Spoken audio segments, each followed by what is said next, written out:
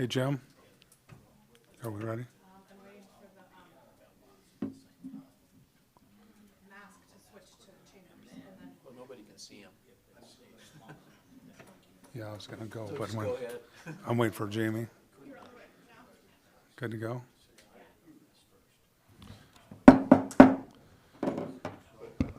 Seeing at 6 p.m., I'd like to call the September 16th, 2020 regular meeting of the Kenai City Council to order. I'd like to welcome everybody here this evening, and if you are able, would you please rise and join me in the Pledge of Allegiance? I pledge allegiance.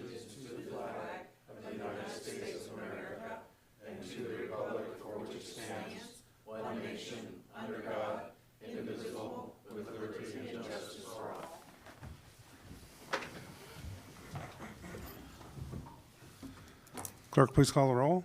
Mayor Gabriel, Here. Vice Mayor Malloy, Here. Councilmember Peterkin, Here. Councilmember Navarre, Here. Councilmember Glenn Denning, Here. Councilmember Naxtet, Here. Councilmember Petty. Here. Mayor Gabriel, you have a quorum. Thank you, Madam Clerk. Before we get to agenda approval, I'd like to call attention to a laydown that you should have in front of you with requested revisions to the agenda packet.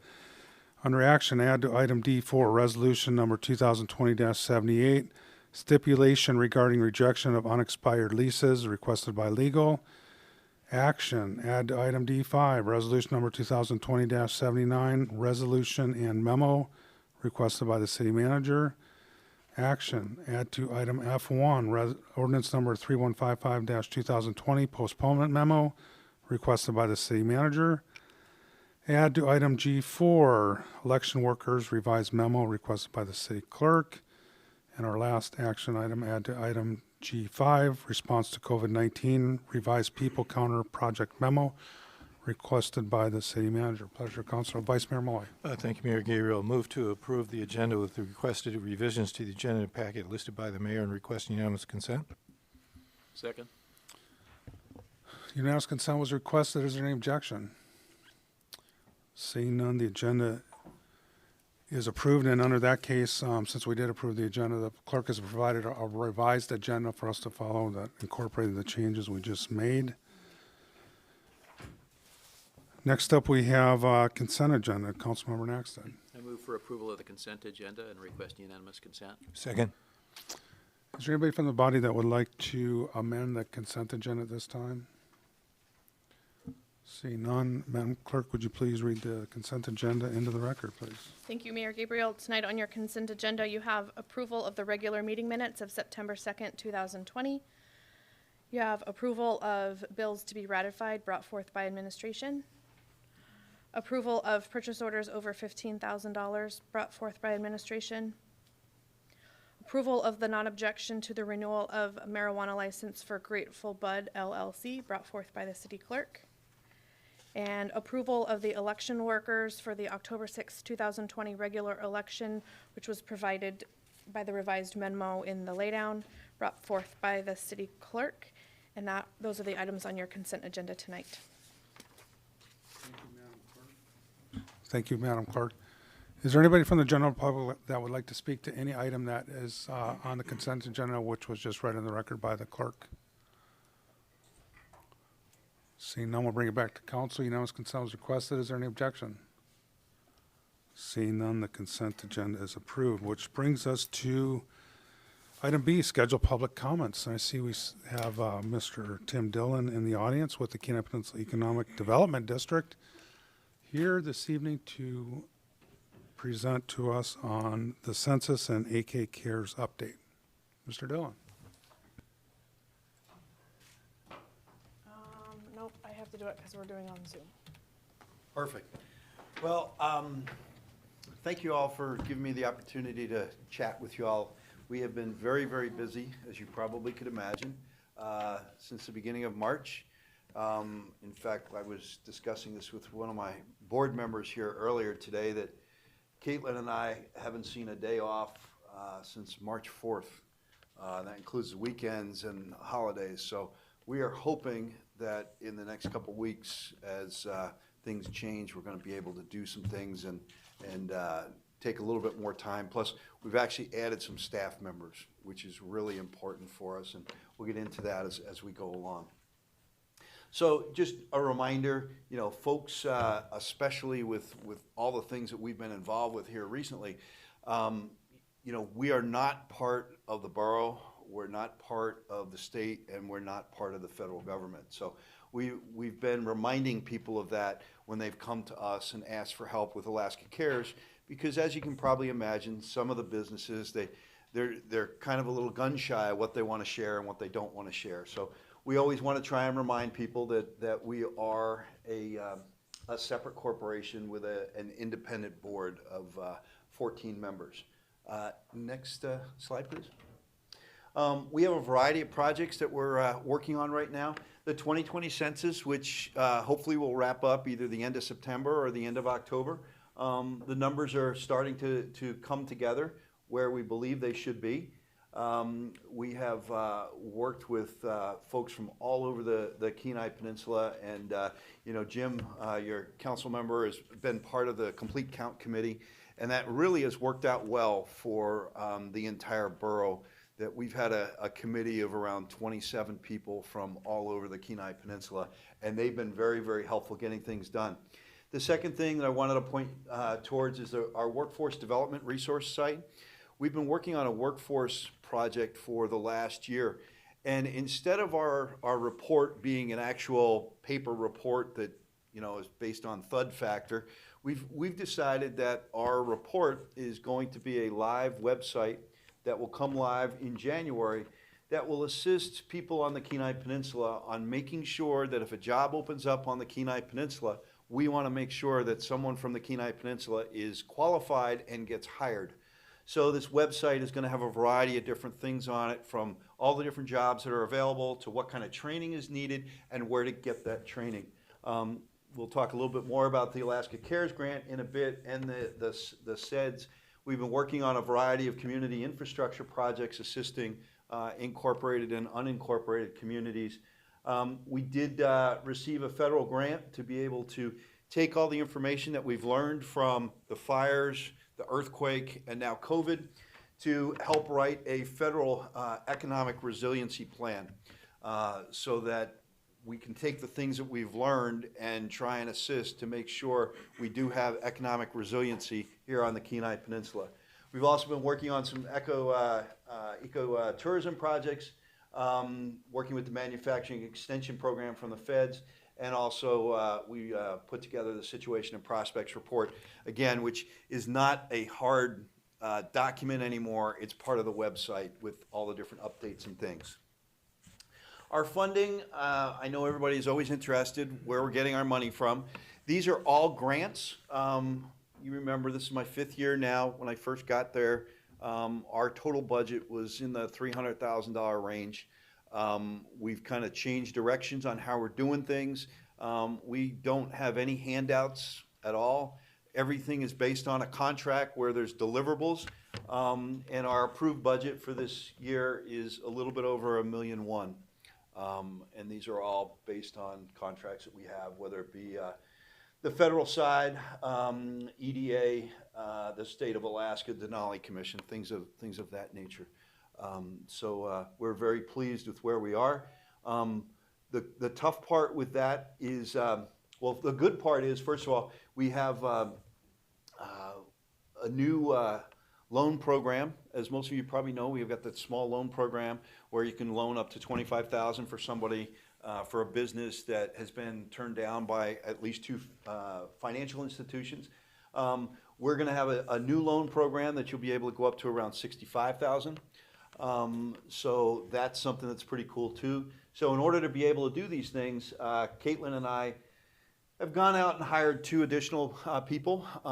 One of them, Abby Dial from Soldotna. She's just graduating from Soldotna High School, but also at the same time is only 4 credits short of finishing her associate's degree. She wants to work in government and law and can't go away to school at this point, so we've got her for at least a year. So great young person to start with that. The other person was, I needed somebody that understood me and understood my procedures and how I do things. So I went after and was able to get the city manager from Soldovia. Cassidy Cameron is now on our staff. She is handling special projects for us. So we're very, very fortunate and blessed to have her on our staff also. But that's where our funding is coming from. Can't forget, again, 10 minutes, 10 questions, 10 years of impact. Please make sure that you all have gone ahead and done your census. Next. So we are in the process of kicking off doing a new SEDS, which is a 5-year plan. October 1st and 2nd, we're going to have a retreat on October 1st with our entire board, going through a variety of things of who we are now and what we're doing and how we're doing it. And then the second day will be the kickoff for our SEDS. Elizabeth Appleby has been on our board up until now. I've been keeping the city manager informed of what's going on and have invited him to make sure that we have somebody representing the community at our meeting. And again, it's right here at our offices on October 1st and 2nd. We still have our 6 major goals, you know, from the last 5 years. My feeling is our goal going into the SEDS is going to be to try and refine some of these things and especially tie it back to some of the problems and things that we've incurred over the last couple of years. You may even see that our goals may shrink to just 3 or 4, or it become tiered, because again, I need to make sure that we don't spread ourselves too thin. Let's talk for a minute about Alaska Cares on the state update. I'm sure you all are probably familiar with the RPL. These were the 5 major areas that were funded.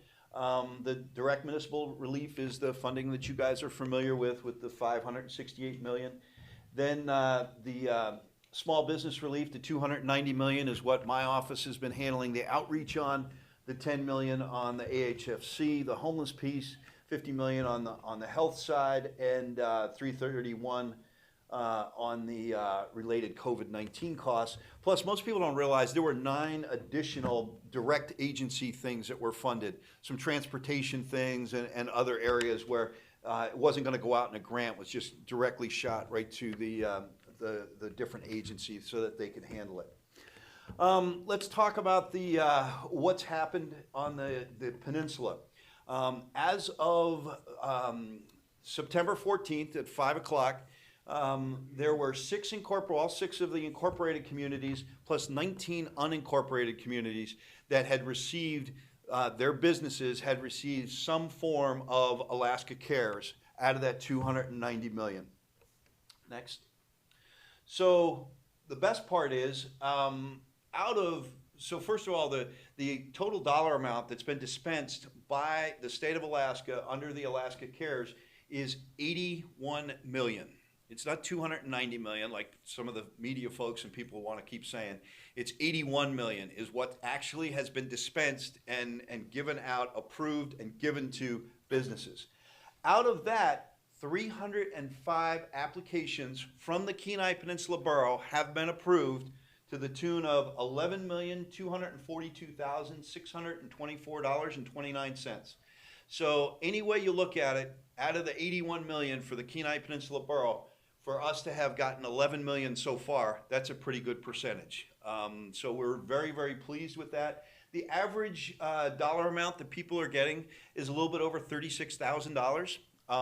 Which is right in around what the state average is. The state average is a couple of dollars higher than that. It's right around $38,000. But I have to tell you, one of the things that I've been so pleased with is a lot of the folks that we've worked with, they're sitting there and they're saying, you know what, this is all I need. All I need is $13,000. This is what I have not seen, but maybe 1.5% to 2% of the people that we deal with are looking to see how much more they can get. Most of the people are, you know what, I want to make sure I get taken care of, but I want to make sure my neighbor gets taken care of. And that's really why people live on the Kenai. You know, people are taking care of each other.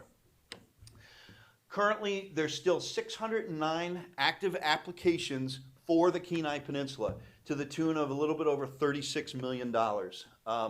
These are requests but have not been approved.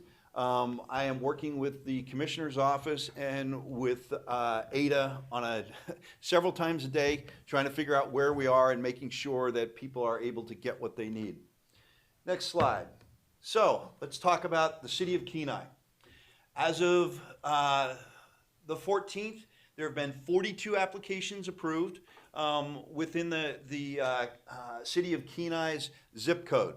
Okay, in fact, Paul asked me this question here a week or two ago. It's within your zip code. Okay. There's been a total of $1,573,973.26 dispersed. That list are the nexus codes of the different kinds of businesses that had requested money. You see everything there from education services to arts and entertainment, agriculture, and fishing, commercial fishing. Most people don't realize, but agriculture is where sport fishing is housed under the nexus codes. Commercial fishing has a separate nexus code. But that gives you an idea of the different kinds of businesses that have requested money and been able to get dollars. There are still 88 more applications here in the Kenai area for a total of $4.8 million. And it's the same exact nexus codes. There weren't any additional nexus codes for the folks that applied. So we'll keep a close eye on that over the next month and a half or so to make sure the rest of those 88 applications are approved. And that's what we've been up to. Be more than happy to answer any questions.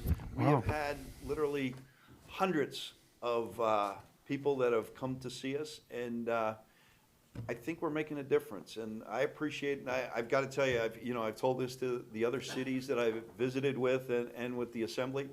I'm just really proud to be part of the Kenai Peninsula, because when you look at what you cities have done and the borough on top of KPED, there's a big number that's been put out there for our small businesses. It could be more. We need more. We need to make sure that our businesses stay solid.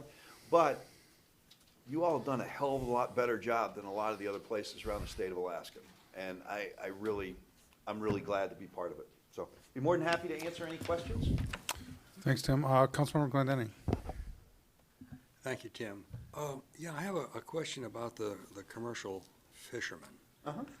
And there's a requirement for a dollar amount for volume of business to qualify for some of these grants. Do I have that correct?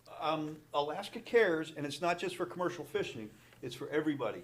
The grants are between $5,000 and $100,000. So you have to have a minimum of $5,000 worth of expenses. Because remember, none of these grants are based on lost revenue.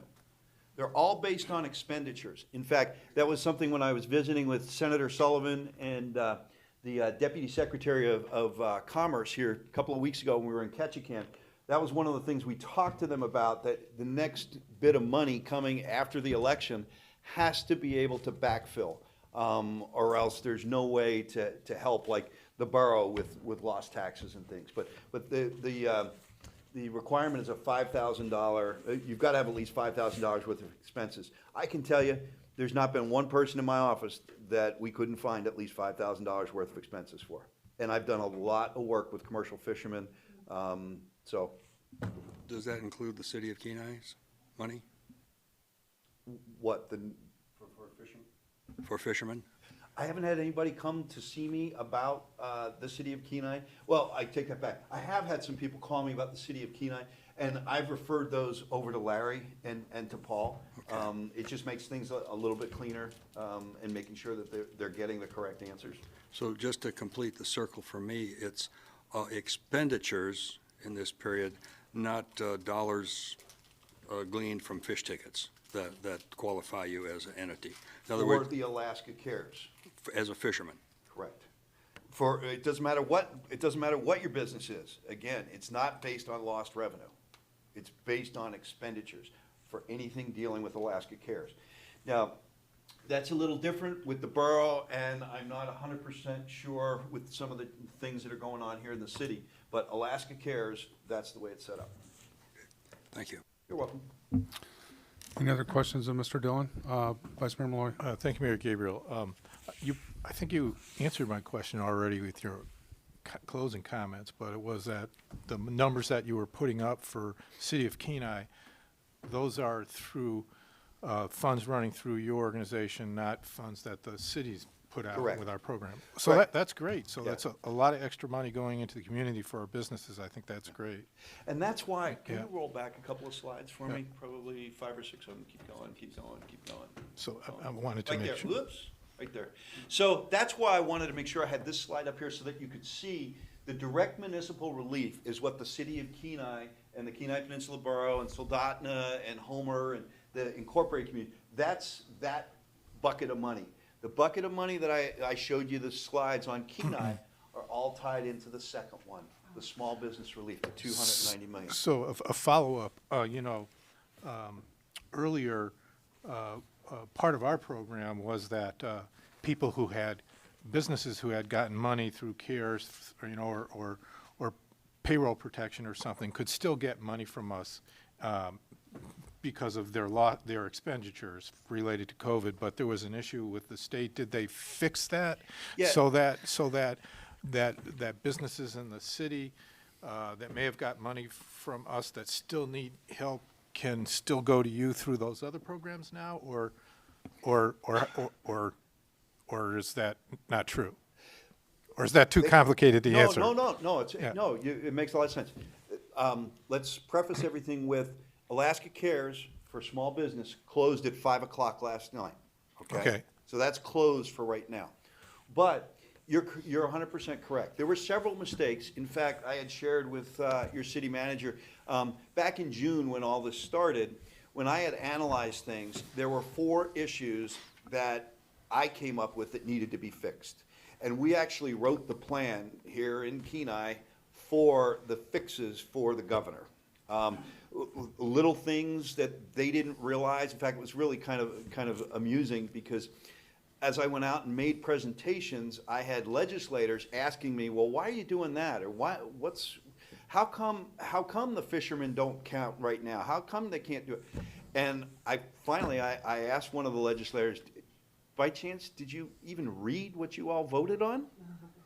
Which didn't go over real well. But because in the RPL, it clearly states you need a business license. Nowhere did anybody understand that commercial fishermen don't have a business license. They have a fishing permit. So that was one of the things that had to be fixed. The 501c6s somebody forgot them on the list. The idea of if you've got PPP or EIDL, why, I testified in front of a variety of different committees with the legislature, and the thing I kept telling them is, let's remember, when all this happened, our congressional delegation had one city hall meeting after another, and they kept saying, listen, whether you need it or not, apply, because we don't know how long this is going to go on. So apply for PPP, apply for EIDL. Unfortunately, we had a lot of businesses that did what our elected officials said to do, and then when the state of Alaska wrote their RPL, they pulled all of the, if you got $1,000, you weren't eligible.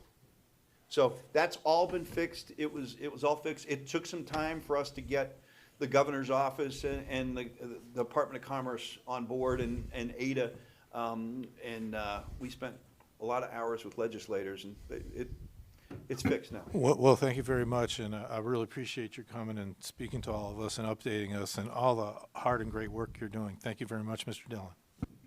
Councilmember Naxton. Yeah, thanks for coming, Tim. Poor Soldovia loses an awful lot of talent for our benefit. But I'm really glad that you got some help. I don't know how you guys have been doing what you've been doing with what you do have. But I guess the question I have is, are you working with our Kenai Chamber? They have had a turnover. They got a new person there, and how is that? It's kind of late in the excellent. game, and how's it going? It's excellent. In fact, it's interesting because I always send out emails, group emails. I do all the city managers. I do all the chamber folks when we're updating about certain things that are happening. And I actually emailed the chamber directors, probably 2.5 weeks ago or so, on some things that we're going to open up, and wanted to make sure they knew, how to handle the things, and, that we could help them if they needed help with things. And within 20 minutes, I got an email from the new executive director. And we actually started working together right then and there, even though it was only last Thursday that I was scheduled to actually meet with her and a board member. They actually were coming to introduce her to me, and we had been working for a week and a half together already. And great, I think they made a great choice, great hire, and I think she's going to do some really good things.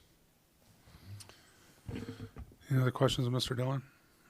I do have one. So is the city of Kenai, we've sort of gone through these rounds where, if we have unexpended money, we'll have a second round and revise some qualified. Is that sort of the plan for the small business relief, if there's unexpended funds to reopen as this progresses? Yeah, I think the real concern right now is we're trying to figure out how much money really is left.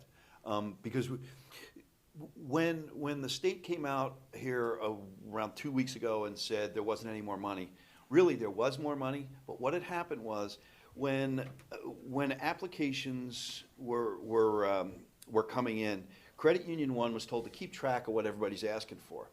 So so the first application comes in, and for Brian Gabriel, he needs $100,000. So they wrote down $100,000.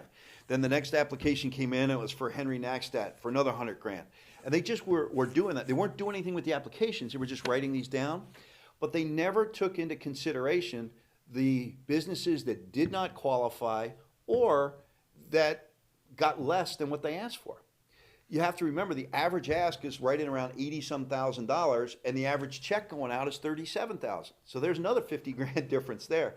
So what we wanted to do was make sure that we had enough applications and things. My guess is it's going to be pretty close right now, and it may be spent to the end. But if it's overspent, there's opportunities for some other dollars, and we're already pushing the governor's office on seeing what can happen with some of the other dollars that may be available. Okay, thanks, Tim. And I can, excuse me. Go I can tell you, one of the things that I really, each of the cities have been great about, and especially here in Kenai, between your city manager and Larry Persley, calling me when they're looking at, okay, we got to come up with another plan, and they would call me and say, okay, Tim, what group are we missing? What are you hearing? Who's fallen through the cracks? And I think that's really, really important, because our office is the one that's hearing about those things. And several of your programs, whether it be the internet piece with the website, those are things that, because of communication back and forth. I can tell you of one other group that you may be hearing from, and I just heard about this today because I received a phone call from several members of the Board of Regents. You may get a request from the college. If as far as potential dollars, because their reach is the entire Kenai Peninsula and further. So just put that in the back of your mind that you may get a request from them here sooner rather than later. Councilmember Nackstat? Just another question. You are a statistician as far as I'm concerned, the stuff that you bring. So the impossible question, I think, is there's this influx of money that you're helping with and you're watching into our community, and I'm thinking of Kenai, and it's propping up and helping businesses. How long do we expect that raft to continue as far as, for that influx? Is there kind of a general date-wise where the lines need to cross, where things start to take off again? Well, we're really hoping, depending on how people, and we've seen it all. We've got some folks that are really pretty sophisticated on how they handle their budgeting, and they know what they're going to do and how they're going to do it. We've got other businesses that we're really concerned about, that we're trying to help, that have been in trouble, but they were in trouble before this even happened, and trying to help with them. Our concern is come the end of November, heading into December, because there's not a permanent fund, and then all of a sudden people have tried to see how they could be using the dollars that they had. The other part is the psychological part of, it's getting darker out, it's getting colder out, and all of a sudden people are starting to look at their profit and loss, and they're realizing, what, those tourists aren't coming. How am I going to make it through till next year? And that's part of the discussion that we had with the deputy secretary on, this has been a huge help, but we need more. And it's not just us, but it's people all across the country. And I think that we're going to be able to get some other things. Unfortunately, I don't see anything happening before the election. And then, depending on what happens in the election and things, I think we'll see some things further on down the line. But I'm very, very concerned about the December, January, February timeframe right now. Any other questions of Mr. Dillon? Thanks for your presentation. As always, it's entertaining and very informative, and congratulations on your new staff members, and welcome Ms. Cassidy to Kenai, and you would. And then also want to just touch base, the census, we didn't really touch too much on the census, but just wanted to tell folks out there they could have done their census probably 5 times in the time it took you to do your presentation. So just for people that think it's a big deal, and that might be listening, maybe. And if they have questions, or they don't have access to a computer, or they don't have access to the technology, they can call us and we can help them do it online over at our offices. Thank you all very much. Have a Thanks, good Tim. evening. Council, we're now on item C on our agenda, undiscussed public comment. Is there anybody from the general public that would like to address the council at this time that on any item that is not on the agenda or consent agenda? Very good. Seeing none, we'll move to public hearings. Item D1, ordinance number 3162-2020, amending Municipal Code Section 23.50.010, employee classification to amend a class title in the supervisory and professional class. This is being requested by administration. Pleasure, council. Councilmember Naxton. I move to enact ordinance 3162-2020. Second? Is there anybody from the general public that would like to speak to ordinance number 3162-2020? Seeing and hearing none, we'll bring it back to council. Mr. Ostrander, could you give us a little overview on this, please? Yes, thank you, Mayor Gabriel. So, as you know, our city planner resigned as of last week, and as we began to look at this position and really looked at what the responsibilities of this position are and updated the job description to accurately reflect those, we revised that job description. And once we had revised it, HR Director Stormy Brown recommended that she take it through the evaluation process to see what it looked like. And through that process, it was determined that it should be moved from a grade 16 to a grade 18.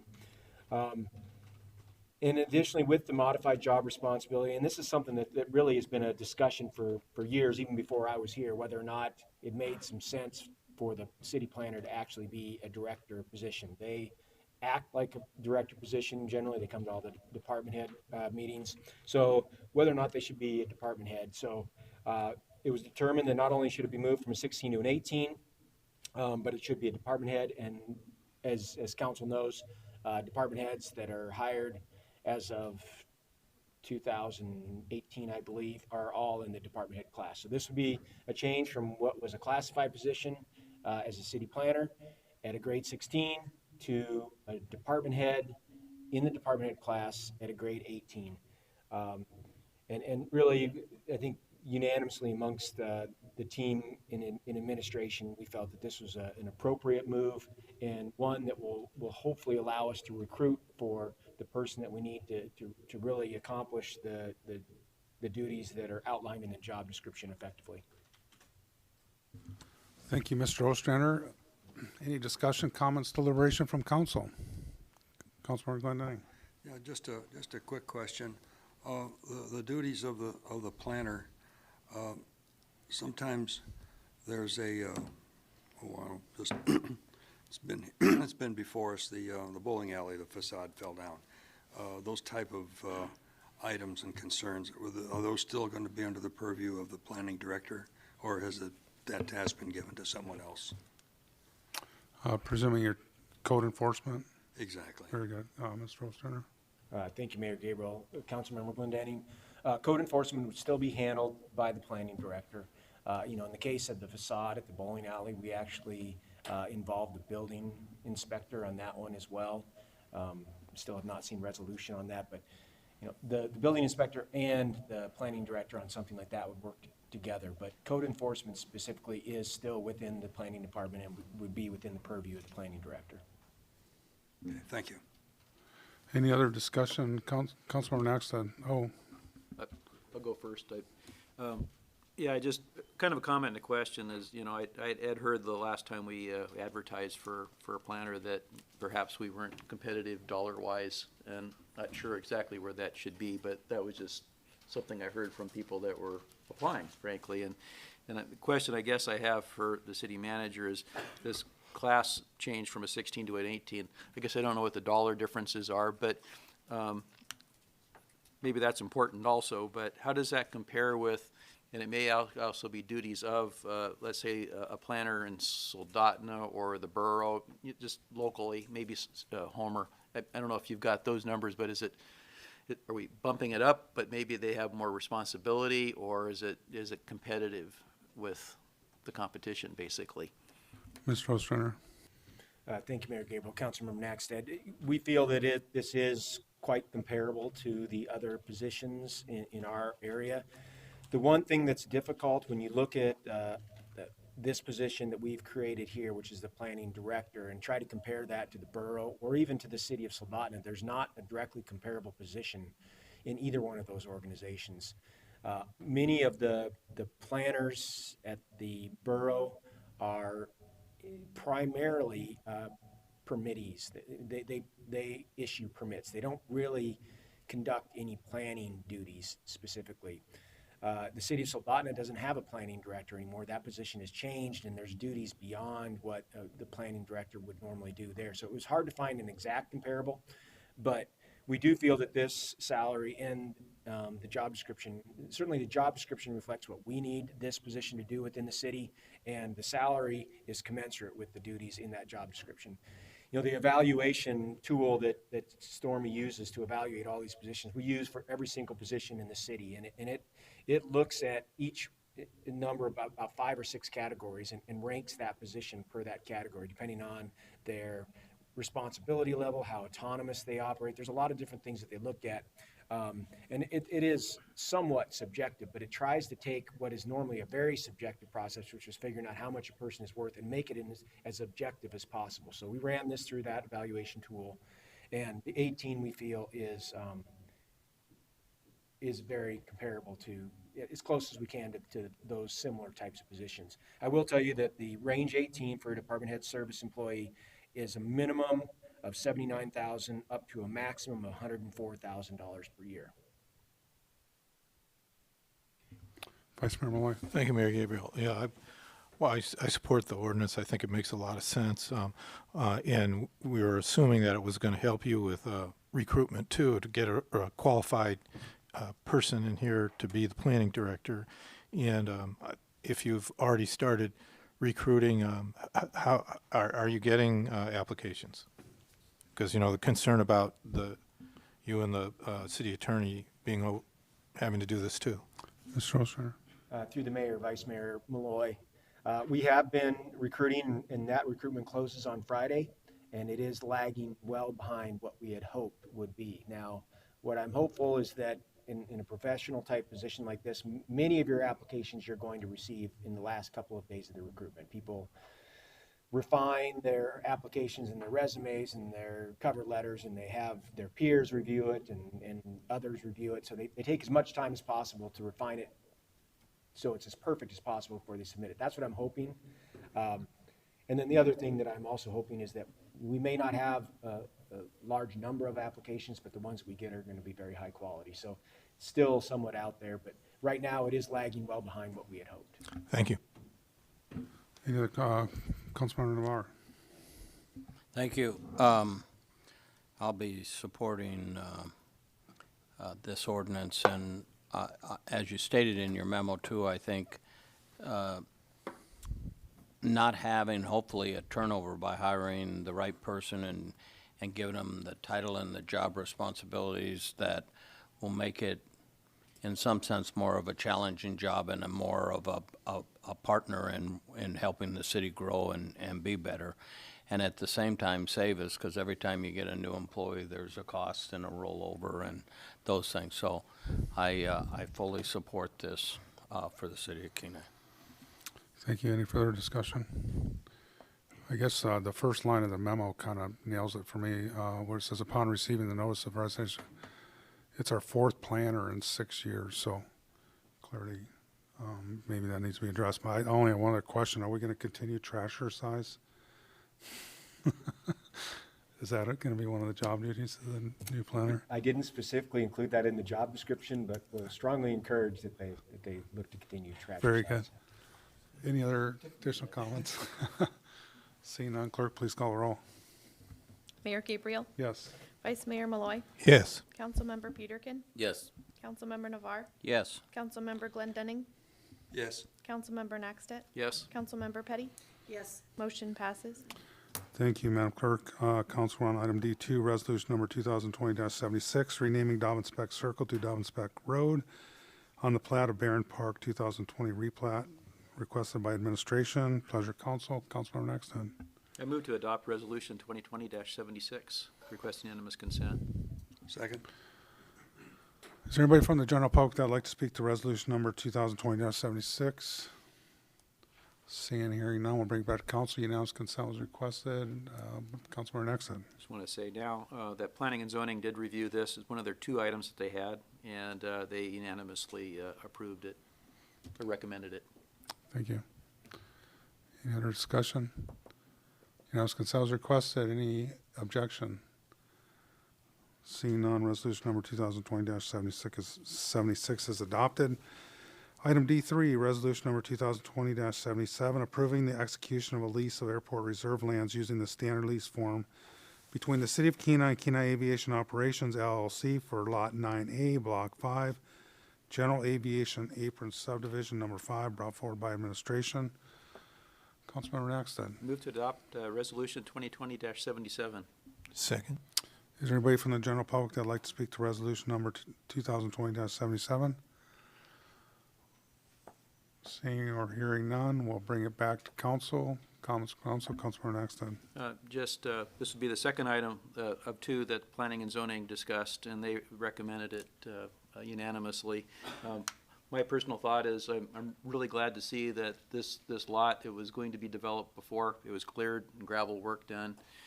It's in a very public open space that's on the airport along the highway, and to see a new building, a hangar is appropriate on a taxiway go in there. I think it's about $2 million project to a local company. I'm real excited about that. I think this is one of 4 hangars that we have leases for to be built. This one should be starting in October, I believe. Thank you.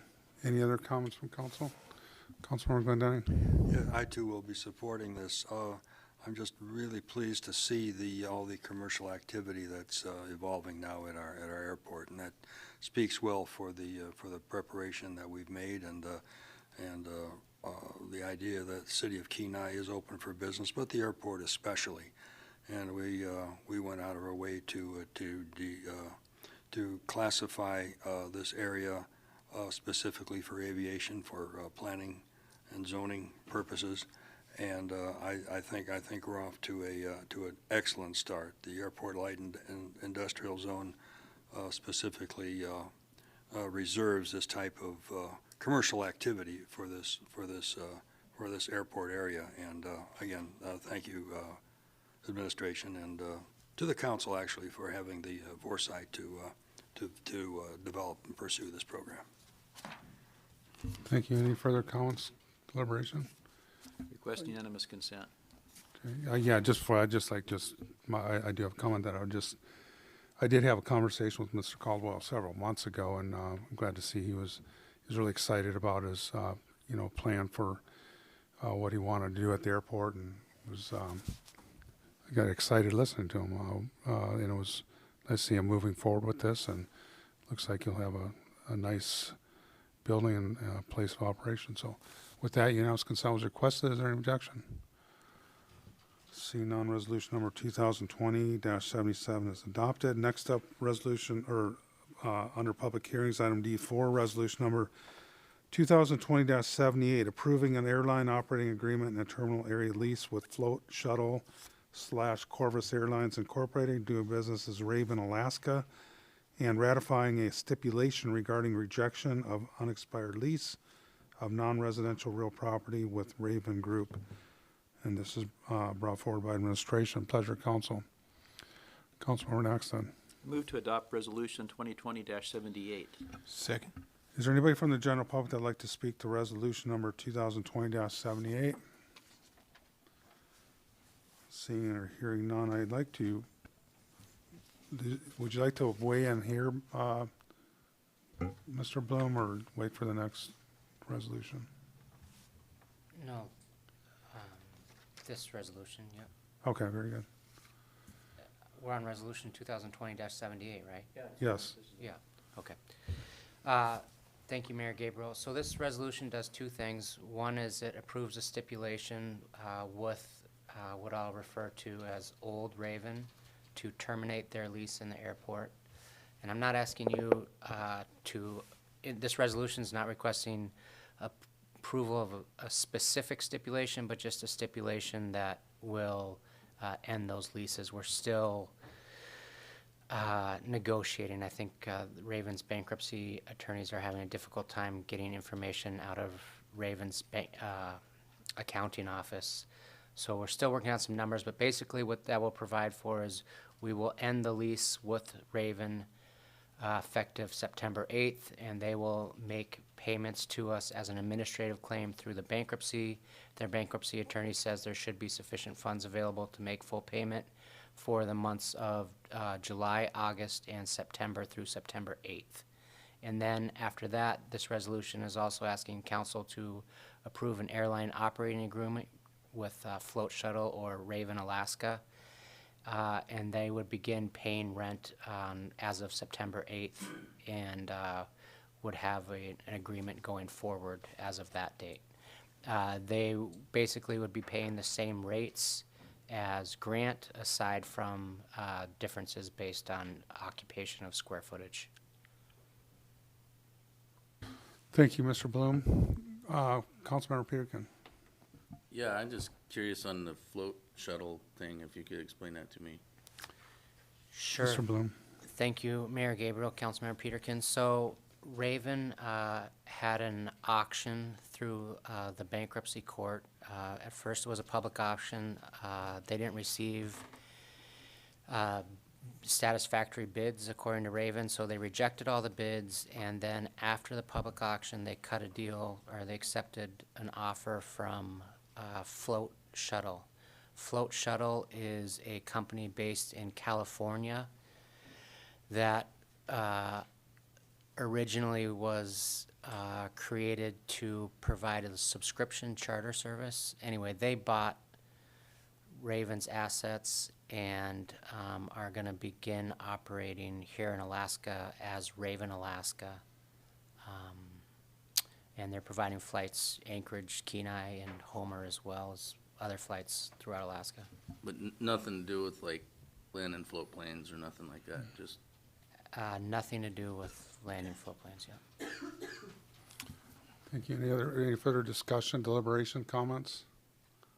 Councilmember Glendenning. Just a question. Just a question. When this was evolving and the float shuttle people were becoming involved, it was perhaps mentioned in the newspaper that freight service might be involved with their operation here. Has anything evolved from that, or was that just a false notion? Mr. Ostrander or Mr. Bloom? Mr. Bloom, yes? Get your Do you light have on. an Yes, answer? go. Mr. Ostrander. I can provide, thank you, Mayor Gabriel, I can provide the information that I have, which is somewhat outdated. When they originally began discussions with us, they said that they were intending to include freight in their operations. I have not gotten an update lately on that, but I haven't heard that they aren't going to be providing. So last I heard, which was several months ago, was that they were planning on freight operations. They just haven't gotten an update on that. Go ahead. Would they use the same footprint within the terminal to do that business also, or would they require another location on the airport reserve? Mr. Ostrander? Thank you, Mayor Gabriel, Councilmember Glendenny. My understanding was it would not be in the terminal because the necessary storage space for that freight operation wouldn't be provided at the terminal, so it would have to be at a different location. Thank you. Any further discussion on resolution number 2020-78? Councilmember Nexton. I think 2 weeks ago when we postponed this or for later, we had an idea when they thought they might be starting up operation. And have you heard anything more on that? I'm thinking it was like the 20th of September or something like that. Has anything changed? Mr. Ostrander? you're aware of? Or Mr. Bloom? Thank you. I know that Raven wants to get in there into the airport as soon as possible and start installing equipment. September 22nd was the last date that I heard from them as the earliest date that they would begin having flights coming in and out, but hopefully they'll make that happen. It seems optimistic. Yeah, and I know I have heard that they are hiring staff now too, so they're working in that direction. Any further discussion? Councilmember Peterkin? So I'm assuming we're gonna, when you guys know more, or get farther along, you'll bring us like a lease or something, or somebody, or it'll go through the airport commission or something. Mr. Bloom? Thank you, Mayor Gabriel, Councilmember Peterkin. So there is a lease included in this resolution attached to it that you're approving. It's essentially the same terms and conditions other than differences based on space that Grant pays. What happened, there's been 4 amendments to the original airline operating agreement that Grant signed. Rather than have Raven sign amendments to a new agreement, I just incorporated the amendments that were based on primarily rates and some other minor language into one agreement. So it's essentially the same agreement that Grant has, except for Grant's has 4 amendments, whereas this one has the amendments incorporated into them. Councilmember Peterkin? I apologize to my fellow council members for not reading through all of this before the meeting, but is it, just in summary, quick, Paul or whoever, are we making what we used to make, or is it close to it, or are we gonna do good on this, or? Mr. Ostrander? Thank you, Mayor Gabriel, Councilmember Peterkin. Yeah, actually, it was 2 years ago, I believe, that Terry Eubank and Mary Bondurant and I worked on an amendment to the existing lease and operating agreement, and we made significant improvements, and actually Mr. Bloom was included in that too, and we hired a consultant to help us through that. Was that 2 years ago or last year? We did that 2 years ago, and then we also just increased the rates July 1st of this year again. So I guess the short answer would be, we feel that the lease and operating agreement that we put together now is very favorable for the city, and it's also equitable for the operators themselves. So we're very comfortable with the terms that we've negotiated. Any other discussion on resolution number 2020-78? Request unanimous consent. Thank you, Councilmember Nexton. Unanimous consent was requested. Is there any objection? Seeing none, resolution number 2020-78 is adopted. So through our approval agenda, Council, we added item D5, resolution number 2020-79, authorizing the city manager to accept a grant from the Federal Aviation Administration for the construction of the Kenai Municipal Airport's new sand storage facility, brought forward by administration. Pleasure, Council. Councilmember Nexton. I move to adopt resolution 2020-79. Second? Is there anybody from the, actually at this point, would it be appropriate to read it into the record, Ms. Hines? Sure. Thank Thank you, you. Mayor Gabriel. Resolution 2020-79, authorizing the city manager to accept a grant from the Federal Aviation Administration for the construction of the Kenai Municipal Airport's new sand storage facility.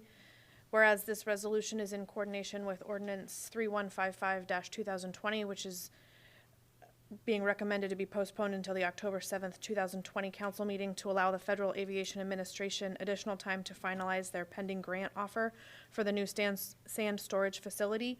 And whereas the purpose of this resolution is to authorize the city manager to accept grant funding as it becomes available from the Federal Aviation Administration prior to the federal fiscal year end of September 30th, 2020, in order for the city to take full advantage of the funding being offered.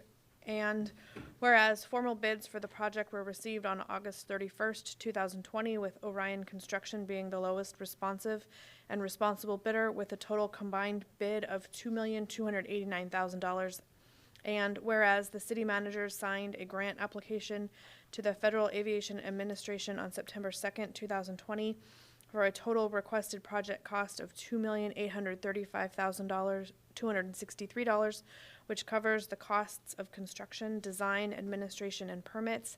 And whereas at the time of this resolution it is not known the exact available funding the Federal Aviation Administration will have to offer the city, and whereas execution of this resolution will provide the city manager the flexibility to obtain a grant from the Federal Aviation Administration that is most advantageous to the city, and whereas passage of this resolution and acceptance of the pending grant is in the best interest of the city. Now, therefore, be it resolved by the Council of the City of Kenai, Alaska, that the City of Kenai, that the Kenai City Council authorizes the city manager to accept a grant from the Federal Aviation Administration, and that this resolution takes effect immediately upon adoption, adopted by the Council of the City of Kenai, Alaska, on the 16th day of September 2020. Thank you, Madam Clerk. Is anybody from the general public that would like to speak to resolution number 2020-79? Hearing or seeing none, we'll bring it back to council for deliberation, discussion. Vice Mayor Malloy. Thank you, Mayor Gabriel.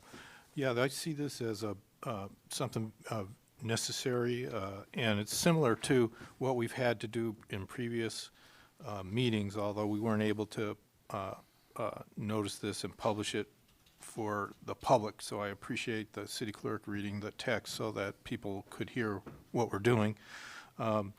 You know, but it's similar to legislation that we've had to do to introduce and adopt on an emergency basis for funding for CARES and COVID. And although this isn't CARES and COVID related, it's clear that you know, what we're doing here is authorizing the city manager to accept funds, and we don't have a meeting between now and the date for acceptance of the funds. So, you know, for that reason, I support this as kind of on an emergency basis type resolution. Thank you. Thank you, Vice Mayor Malloy. Any further, any other comments on resolution number 2020-79? Councilmember Nexstein. Yeah, just a question. The grant, Mr. Ostrander, is this discretionary funds from the FAA? Mr. Ostrander. Through the mayor, Councilmember Natstead, I think there's a lot of different colors of money that are potentially going to be applied to this, which is why I think that the FAA has been unable to tell us exactly how much grant funding is available. There is going to be entitlement used here, our own entitlement, almost certainly. What we're hoping is that they'll use the remainder of our entitlement balance, which is about somewhere between 800 and 900,000, and that the additional amount needed up to the 2.8 million, the total amount, could potentially be filled with both discretionary money and other colors of money. As the federal government nears the end of its fiscal year, some of these grants that they had committed to in the past, the entities that are pursuing those grants may not be able to do those projects. So funding may become available that they hadn't anticipated. So that's why this last little bit of time is necessary. We're hopeful that we can fill it all and get the entire grant in one. As you recall from the introduction of the ordinance, that we are looking to phase this project, a phase one portion and then a phase two in the spring. And we needed to do that to maximize the amount of federal dollars that we're receiving. Indications are now, and we're hopeful again, that this would actually allow us to do one phase for the entire project, and the amount of entitlement dollars that the city would have to use for the project would be far less than what we had originally anticipated. So Depending on what happens over the next couple of days, this could be very favorable. But I guess to answer your question, it's discretionary money, some of our entitlement money, and potentially other colors of money that I'm not even sure what they're called, that could potentially be applied to the project. Any other discussion on resolution number 2020-79? Request unanimous consent. Thank you, Councilmember Nexstead. Unanimous consent was requested. Is there any objection? Seeing none, resolution number 2020-79 is adopted, which brings us to unfinished business. Item F1, ordinance number 3155-2020, increasing estimated revenues and appropriations in the airport improvements capital project fund and accepting a grant from the Federal Aviation Administration for Phase 1 construction of a new sand storage facility, brought forward by administration. And there's a clerk's note. This item was postponed to this meeting due to the during the September 2nd meeting. Sorry, a motion to enact is on the floor. And I think there is a request to postpone this again to October 7th. Councilmember or Vice Mayor Moy. Yes, so you did reference the request to postpone it. So I would move to postpone ordinance number 3155-2020 to the October 7 meeting.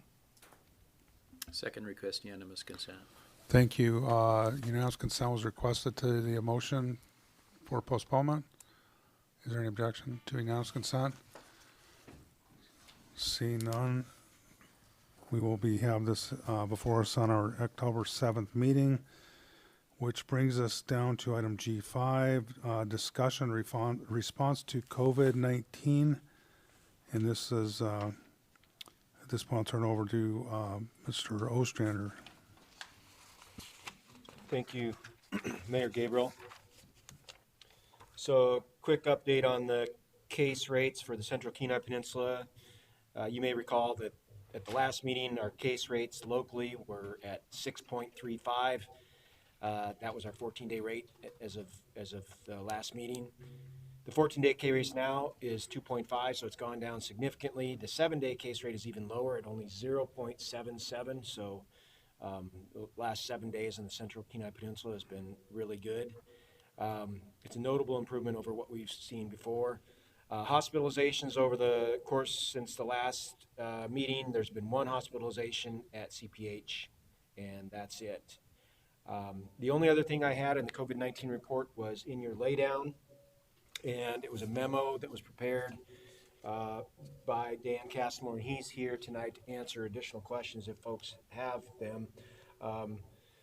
Trying to better explain and outline the information that I provided to council at the last meeting, address some of the concerns that Vice Mayor Malloy brought up at the meeting and others expressed. So really trying to more clearly state what we're trying to do. I think that some of the important things to point out that are in the memo that I think help alleviate some of the privacy concerns that council members might have is that these cameras do not record audio. They're not actively monitored by anyone, and they're not recorded to a server either. The only way that anything would be recorded there, at least initially, would be if it was internally in the camera itself.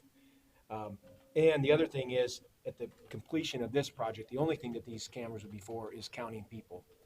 They wouldn't even be used for anything else at that point. There would be the potential at some point that they could be used for security cameras, but as far as this project goes, the only thing they'd be used for at that point would be tracking capacity in these different areas.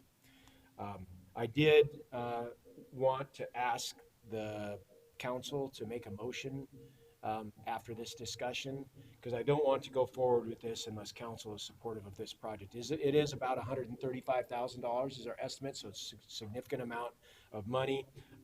It does come from CARES Act funding, however, so but I wanted to have the discussion with council, and I would ask that you would make a motion of support and then vote on that to give me direction on whether or not to proceed. Thank you. Thank you, Vice Mayor Malloy. Thank you. Well, first off, I appreciate the memo from Mr. Castmore, the IT manager, and him being available to answer questions. It doesn't really answer all of my concerns, and here's another concern is, first of all, it's like, it's a capital, I see it as a capital project. It's for 135,000, so I'm not comfortable with proceeding on a motion tonight, because the first memorandum at the last meeting was a laydown. The memorandum tonight is a laydown. And so, the public really hasn't had a chance to see any of this.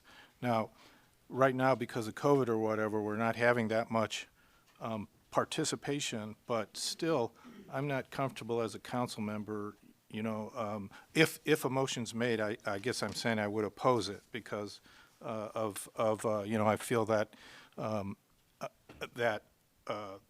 the process isn't appropriate for taking an action tonight like that. And also, I get that an outcome of this would be some improvement of infrastructure at various facilities that we have. I'm just not comfortable with all the cameras and everything and using them for counting people, just to begin with. But aside from that, our infrastructure issues are something that we could deal with through our budget process too, and I guess I'm not sure that I'm not sure that I'm able tonight to support setting aside this money for this purpose when we may have other needs, and certainly I've always supported what we've done to get money out to the community to support our businesses as well as for payroll for our people that have been working really hard on this. I guess I kind of have to apologize for going off at the last meeting over this, and I swore I wouldn't go off tonight, but I guess I'm kind of going off. Anyway, I don't know that all our public would be totally comfortable with this either, and I guess I would really like to hear from them, and I'm not comfortable doing it as a motion after laydowns when we've a discussion item on the agenda that or a resolution or whatever, and I'm thinking further down the road, if the council did support this, there would need to be an ordinance appropriating the money or whatever. So enough said by myself. Thank you. Thank you. Councilmember Navarre. Thank you. At this time, I would move to approve the people counter project as outlined in the city manager's memo. And if somebody seconds it, I'll speak to it. Thank you. Okay, that's appropriate.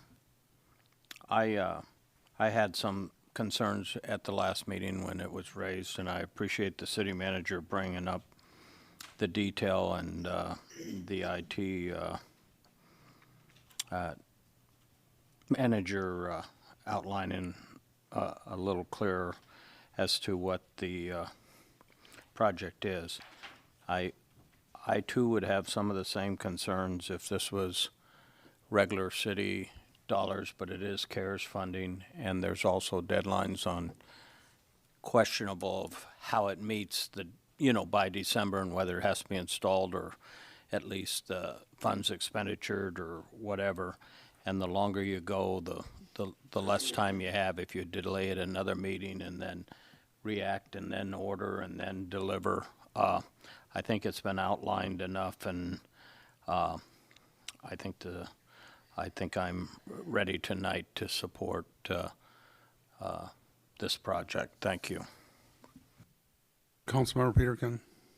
Yeah, I'm not comfortable spending this kind of money on cameras inside the gym or the rec center, and I am in favor of spending some money on one in here, though, on a different note. And when we're done with this discussion, I have another discussion about CARES Act, but thank you. I have a question. Oh, Councilmember Glenn Denning. Thank you, Mayor Gabriel. In my thought process, began at the same point that Vice Mayor Malloy did, and I still share a lot of his concerns and observations. We're spending a lot of money to count people through a allegedly time-specific named mitigation protocol, the COVID-19. How long is the COVID-19 going to go on? Does everything just evaporate when your authority runs out at the end of this year, or can we project that? At some point in time, we will not be counting people in the library. We will not be counting people in the weight room. And my question is it worth investing all of this money for a limited time frame when perhaps it could be applied more specifically to small businesses and whatnot? I do see in here the senior center concerns, and those have been outlined and articulated through the Council on Aging and through your meetings with them. And I think a lot of the devices and scope of work are well-founded and needed there. So I would support part of this, but the other part, I need some more information and time, and I tend not to vote in favor of this tonight. Thank you. Thank you, Councilman Glenn. I do have a question maybe for Dan. Is, you know, when I read through this, and you know, to be honest with you, I haven't been able to put as much time into this probably as I should have. But one thing that sort of jumped out on me, I actually have several questions, was the counter people counter system apparently relies on some sort of algorithm that counts the people as you know, if you don't mind coming, because other folks might have questions about. Is there any type of facial recognition software or anything associated along those lines associated with this? No, you know, privacy is pretty important in people counters, so we do have the options to configure these cameras in several different ways. One of the options is to configure the cameras to blur the footage. So basically what this software does is it lives on the camera itself, and it looks at the video, and it's able to detect a person walking in or two people walking in, and it determines the direction that they're walking, and it can increment a counter based on that information. So they walk into the library, and there's two of them. We know two people walked into the library. They don't really, the cameras themselves don't need detailed information to do that. So it's possible for us to tell the cameras to blur the footage. It's also possible to tell the cameras to completely black out the footage so nobody can see it. So from a privacy standpoint, we do have the ability to drastically limit what comes out of these cameras. But as far as facial recognition goes, that's certainly not part of this project. So within your department, is there any sort of policy regarding what level of privacy that you need to adhere to? I mean, who makes the decision about, you know, at what level do you go on to blackout or blurring or those sorts of things? Or, I mean, I can see at some level an advantage as a security camera, so you obviously want to have a blackout there, but is that something that administration would make the decision on the level of privacy? Yeah, Mr. Rosener? thank you, Mayor Gabriel. I'll take that one. So in the case here where our objective under the CARES Act funding is to count people, there's really no reason to have any viable recording or visibility of the video itself. So in this case, I would recommend that we did black it out or blur it out, whichever one was possible. If they were to be used for a different purpose, if this security camera was intended to be used to protect public property from, you know, potential vandalism. So if you had some type of damage in the facility and you needed to look at that video footage to determine or indicate maybe who had committed the crime or committed the vandalism, then of course you'd want the video. But for the purposes of this, under the CARES Act funding, we would either blur or black out the image associated with, because that's not the objective of this. This objective is simply to count people. Okay, and as a follow-up, how are we doing it now? Let's take the library, for example. So this project actually kicked off because of the library. The library has a system where you have a beam that shines across the doorway, and they have that installed at both of their doorways. That system is about 7 or 8 years old now. It's pretty much at the end of its life. It's very difficult. When we go to pull information off of it, they have to actually go sit at the sensor with a laptop. It uses weird batteries. So basically, the librarian approached me about, can we improve our people counter? And that's specifically for statistical information to know when people are coming and going. One of the benefits of a camera-based counting system is it can actually track in and out versus just across the line you divide it by 2. It also has the ability, if a mother and a child walk in together, that might break the beam one time, this would actually be able to determine it's 2 people versus 1 person. So, one of the comments from Mr. Glendenning about how long are these valuable? At the library, these have a very long-term value because we're always going to want statistical information at the library as far as the number of people coming and going. And that's probably true at some of our other locations as well. I don't know the value at the senior center to know how many people are coming and going, but that information would continue to be available long-term. Okay, and then I guess one last question for now is that, so we've got the rec center, senior center, library, and visitor center are all potential, areas that we would implement this. How about the airport, let's say? Is there any plans to do anything? And I know, how do you control that if you got a couple planes, Grant's running late, they come in at the same time as hopefully Raven now or Corvus, and then you got people meeting them there, how do we reconcile that?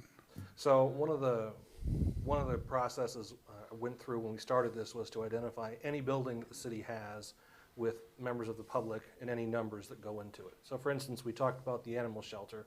The animal shelter has 1 or 2 people at a time. We can obviously handle that with our own staff looking around a room and saying there's too many people. The next thing we looked at was operating plans that would limit people in a building. So for instance, the rec center already has an operating plan for COVID-19 that specifically limits the number of people in the building, and even more so, like for instance, the weight room, they limit the weight room to 5 people at a time. They limit the total capacity in the building to a certain number. So in evaluating which facilities we would consider this for, we decided that if the building already had or would reasonably have an occupancy plan as part of a COVID-19 mitigation process, then that was a facility that we would identify to go through this process. Because the airport is unlikely to ever be able to manage the number of occupants in the building, it seemed unreasonable to evaluate that. We also looked at the multi-purpose facility as an option. And once again, because we don't really have a reasonable method to manage it, that's why the 4 sites that were selected were chosen. They're staffed. It would be reasonably possible for us to make sure that those numbers are followed. And then finally, all those 4 facilities either have currently or have agreed to have an operating plan which specifically limits the number of people in the facility. Okay, very good. I might have a follow-up comment or question. Councilmember Nexted. We'll talk about the camera part in a moment, but back to the counter. I don't think I've been in a public library in college or whatever that didn't have a turnstile that needed to know how many numbers of people coming and going. It's normal. These are public buildings, and I'm just going to make a statement here first. Counting people coming and going is a very good thing. Right now, it's a limited idea, for a number of people in there, and I get that. Mr. Glendenning is absolutely right. Well, but after that, if we know how many people are using the library, or how many people are using the airport, or how many people are using some of these other facilities, it becomes a means for getting other grants and money. It shows actual use. If we got a lot of use, there's potential to get grants and money for it. Otherwise, we're making it up, pretty much, and so that's. I think the counter has a long-term value to our city, so I am in support of that. The last page on the thing is, I'm confused now a little bit, to tell you the truth, because we're talking about a counter, but we're also talking about a camera. It's a camera that's a counter, but it talks about what the cameras do and how they're constructed. So why are we talking about cameras at all? And why not just some kind of a counter that looks like a camera or something? I don't know. That's a great question. So when we bought the counters for the library a few years ago, it was towards the end of the trend of using the line crossing concept. So when I originally looked at this, there are a number of companies that do people counting as an industry. They do it for retail establishments, they do it for restaurants, they do it for all kinds of things to count people. The entire industry has moved to cameras because there's a concept called machine vision, which you may be aware of, where a camera can be programmed to look for things. So in an assembly line, for instance, a camera can be used to make sure that a part is being compiled correctly by comparing that image to another image. So machine vision is a very mature technology. Modern day security cameras happen to be the tool that is used by all of these counters. So I believe if you go to Fred Meyer's, they have a really sophisticated counting system that tells you how many people have walked in the door, how many people they expect to be at the counter in the near future. You know, those systems are all using cameras, not because they're cameras, but because they support this concept of machine vision, where it's almost like an artificial intelligence concept where it looks at the picture, is able to decide that's a person, that's a cart, you know, that's a whatever. So I understand the confusion about calling them cameras. At the end of the day, they are cameras, so I don't want to lie about it. However, in the application that we're proposing here today, the camera part, as far as recording, as far as viewing, that's a secondary function. You know, what we're using these cameras for is like a machine vision concept. They're simply seeing pixels, doing math on those pixels, and storing mathematical information based on that. Does that make sense? I didn't realize I was asking such a good question, actually. Thank you very much. I appreciate that. Councilmember Petty. Yes, could you help me understand, is the resources that are coming for these cameras above and beyond the CARES money that we have for the businesses in our community? Mr. Osterner. I can speak to that. Thank you, Mayor Gabriel, Councilmember Petty. So this would come out, you know, when we initially appropriated the dollars from the CARES Act funding, we appropriated it, the council appropriated it into separate buckets. You know, and those buckets have changed over time. We've spent some out of the small business bucket, and we've spent some out of the, at one point we had a resiliency bucket. I don't know if you recall, initially we called it a resiliency bucket, which is primarily going to be used for capital projects. We ended up pushing that completely out of the resiliency bucket and putting it into payroll. That's when the council basically restarted the capital improvement plan so that we could utilize funds to support our capital projects. The bucket that this would come out of is the non-payroll bucket, which was initially $300,000 was appropriated to that bucket. There's about $140,000 left in that bucket right now. So this would almost completely exhaust that bucket by doing this project. I will tell you there are several other requests out there from departments that will likely will want to use this same bucket to do, which will require a budget revision, possibly through council to do that. For example, the library's requested a lockbox, which is this high zoot box for allowing people to pick up books without coming in the library itself. Anyways, that's something they've requested. Just an example of something that would come out of this. So this does not impact the number of dollars that go to small business at all.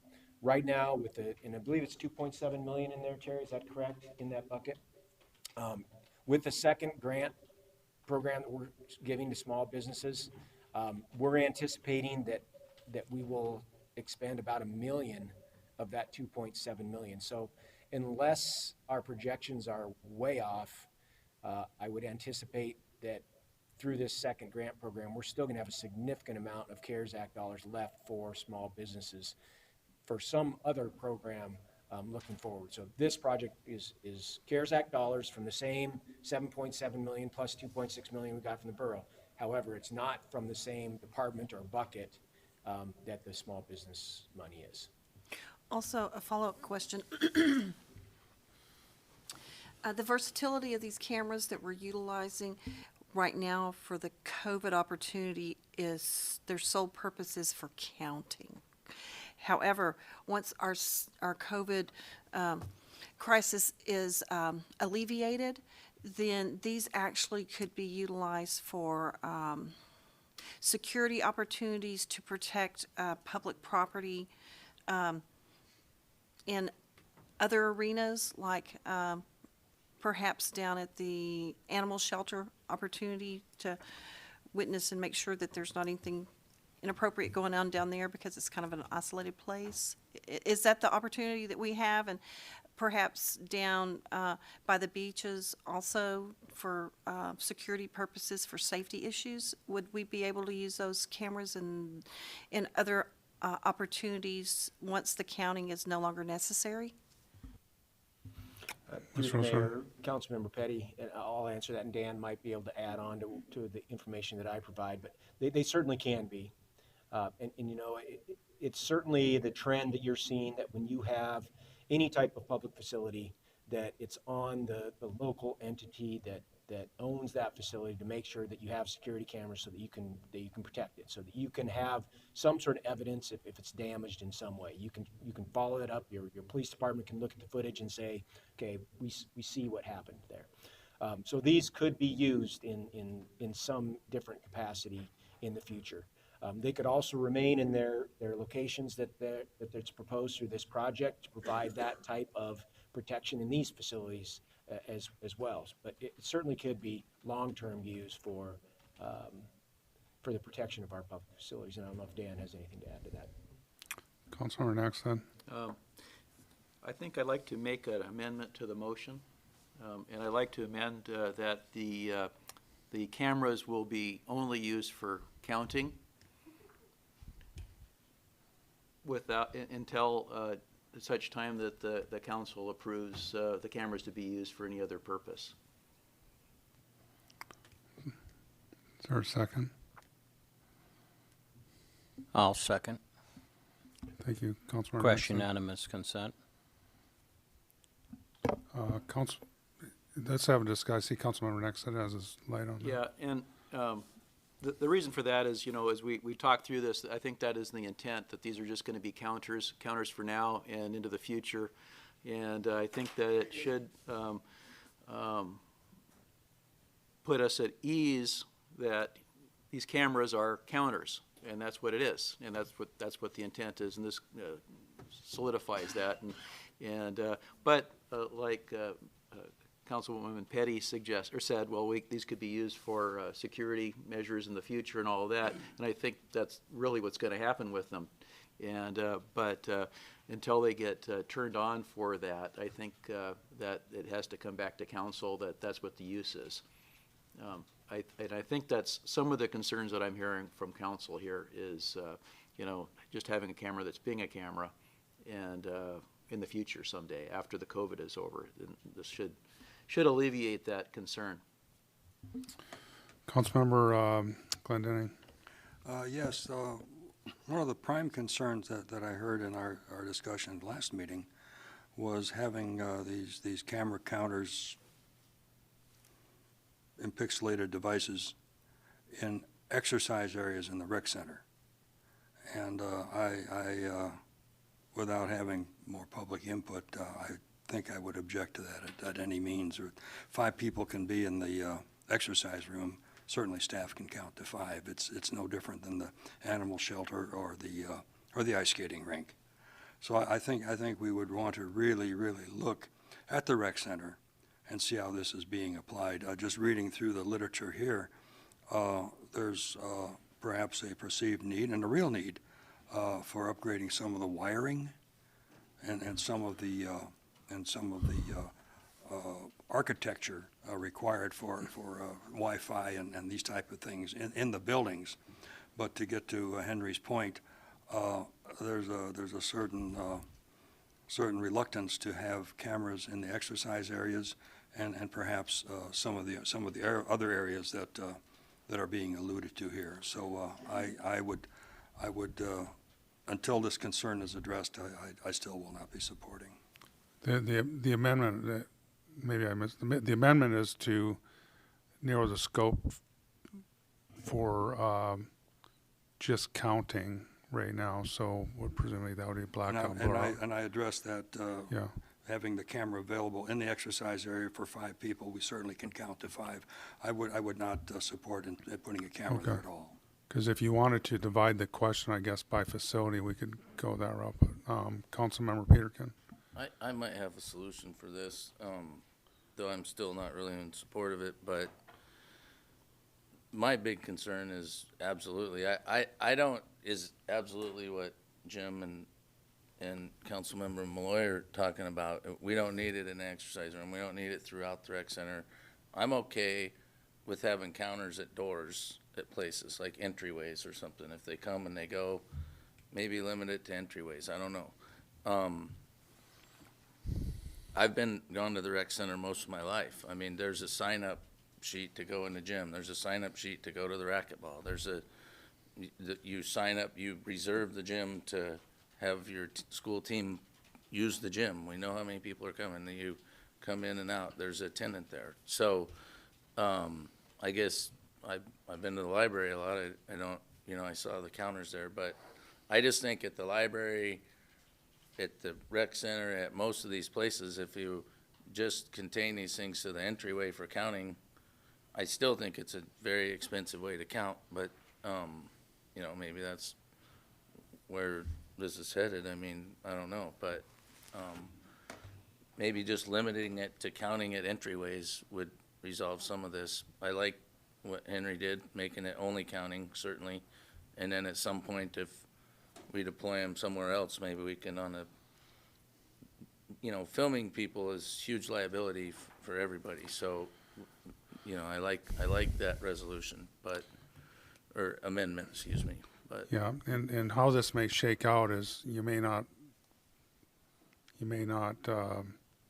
just from how the roadmap this work, you may not support this sort of motion, the main motion at all, but this would make it better, and that would, so I guess one of the questions I kind of skipped over, but coming back to it, maybe it's an administration question. So let's say you've got, you're at capacity in the library and you're saying, okay, someone comes walking up to the door.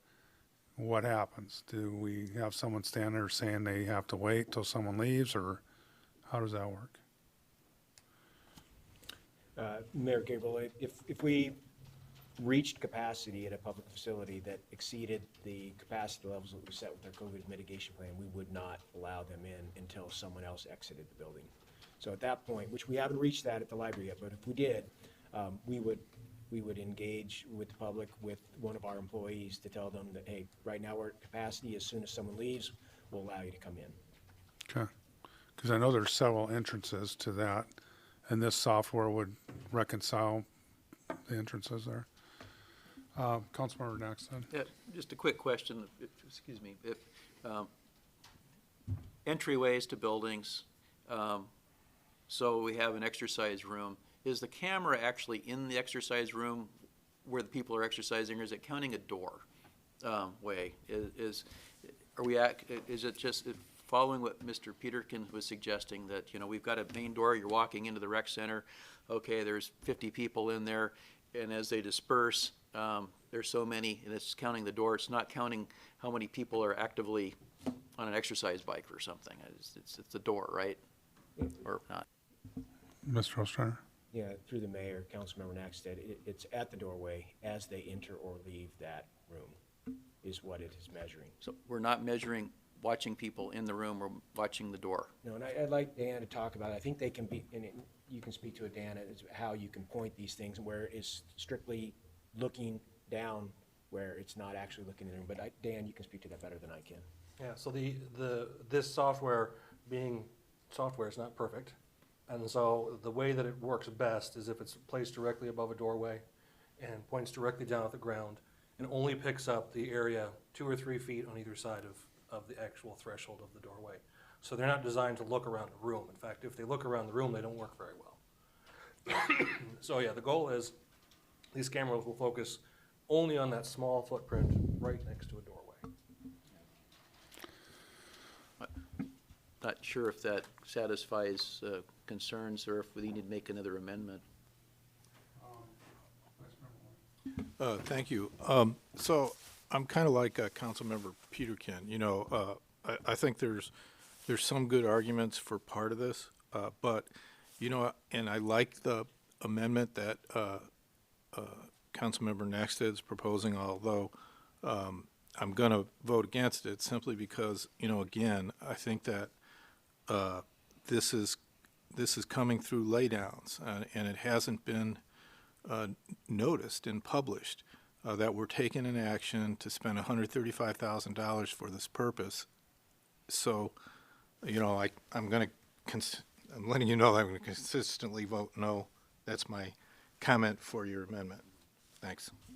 Any other discussion on the amendment to the motion? I'd like to say I do support the amendment. Yeah, I think it, it sort of alleviates some of my concerns.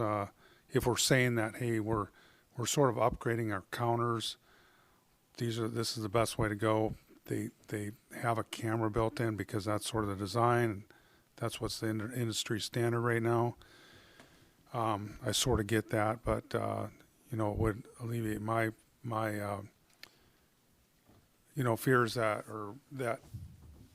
we're going beyond that. So if we're just simply using them for counters at this time, not even they're seeing shapes or blacked out or blurred out, I'm probably a little more comfortable. So I'm going to support the amendment. I'm not sure where I'm at on the main motion yet, but anyway, clerk, please call the roll. Vice Mayor Malloy. No. Councilmember Peterkin. No. Councilmember Navar. Yes. Councilmember Glendenning. No. Councilmember Naxtat. Yes. Councilmember Petty. Yes. Mayor Gabriel. Yes. Motion passes. Thank you. So now we have the main motion as amended. Any further discussion? Councilmember Naxtat. Yeah, I mean, my general opinion is, other than Mr. Malloy's objection about the laydown portion, is we probably wouldn't be having this discussion if they weren't kind of referred to as cameras in the first place, if they were referred to as door counters.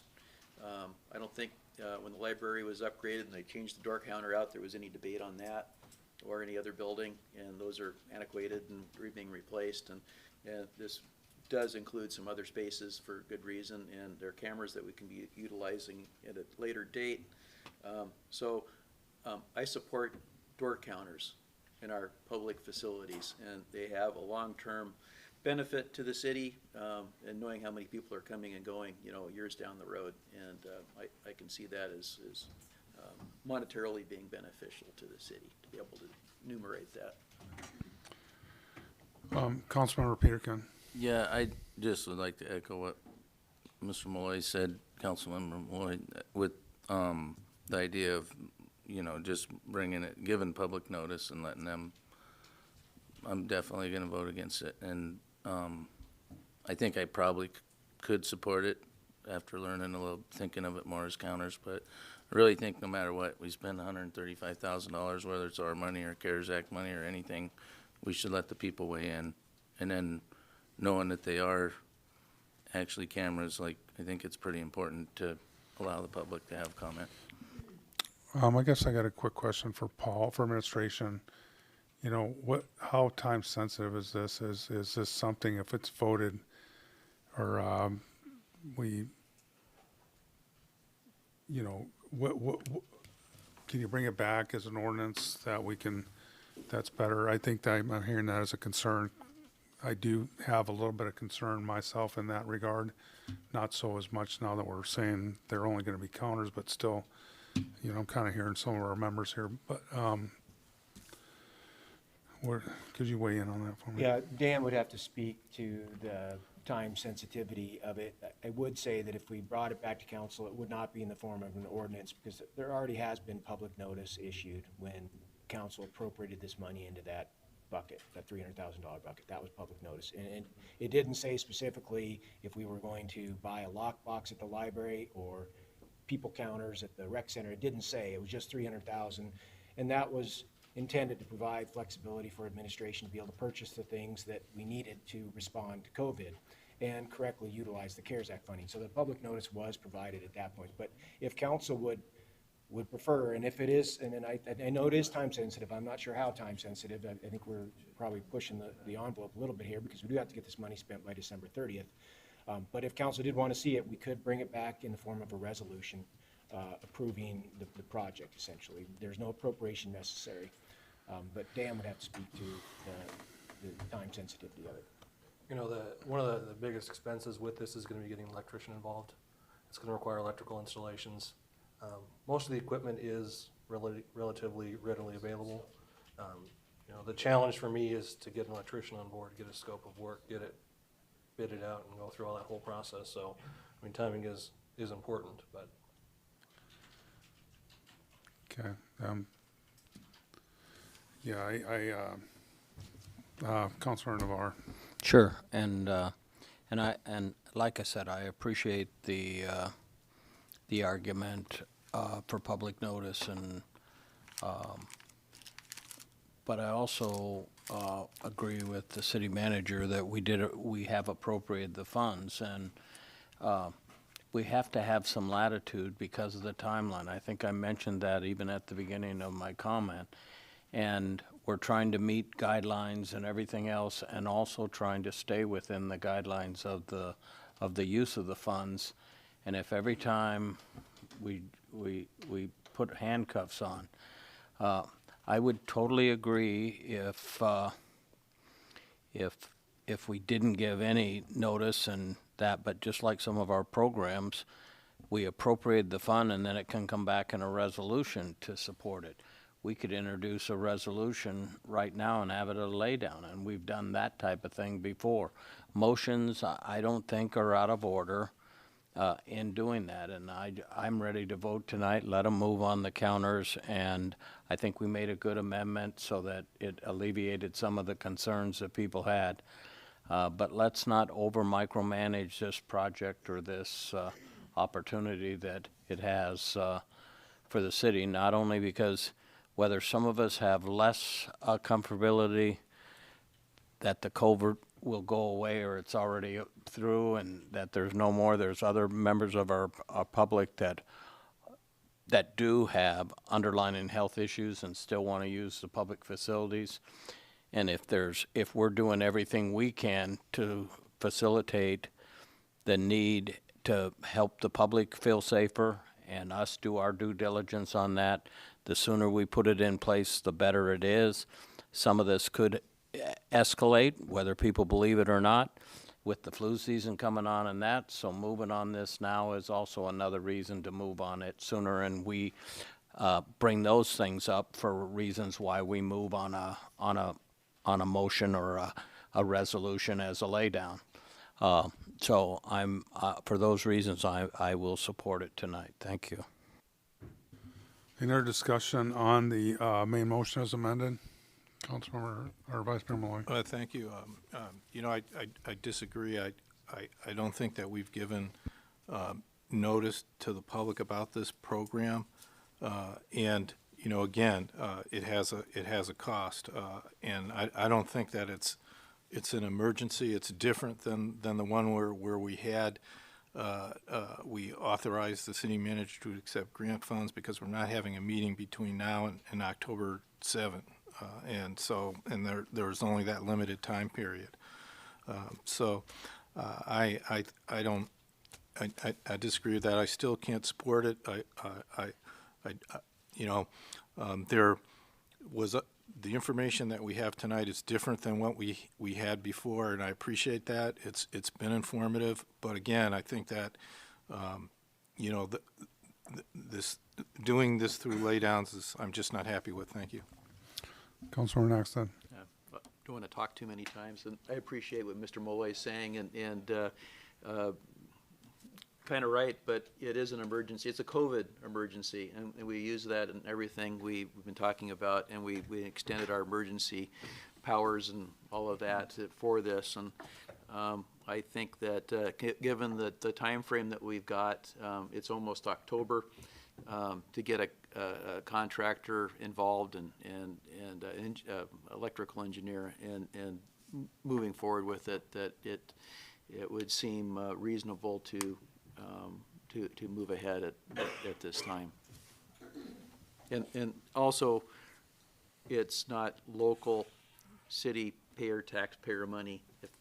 I think I might feel a little bit differently than that. It is CARES Act funding that we've received, which is still taxpayer money, but it's not coming out of our city pockets here. Thank you. Any further discussion? Councilmember Glendening? Yeah, just a point. We discussed the library rather thoroughly, and I think some positive comments came out of that. We did not talk about the senior center, did not talk about the visitor center, and we had some discussion about the rec center. And it seems like most of our concerns are around the rec center, but our view is largely translucent or opaque as to what we're going to do at the senior center and at the visitor center. Would it be appropriate just to put this aside until our next meeting and have a full-throated discussion on each of the 4 buildings that we're going to impact? It seems by reading through this thorough presentation, it seems like each building has a little different need for architecture, a little different application for what we're going to be doing with these sensors, which is a better word than camera. And I would just like to have more time for this information to get out. It is significant that we're going to be doing this, and I can't support this motion in totality at this time. Thank you. Well, you can always make a motion to postpone. That's your purview, Councilmember Glendenning, if you'd like. Any other discussion on the motion as amended? Well, you're going to click. Councilmember Petty.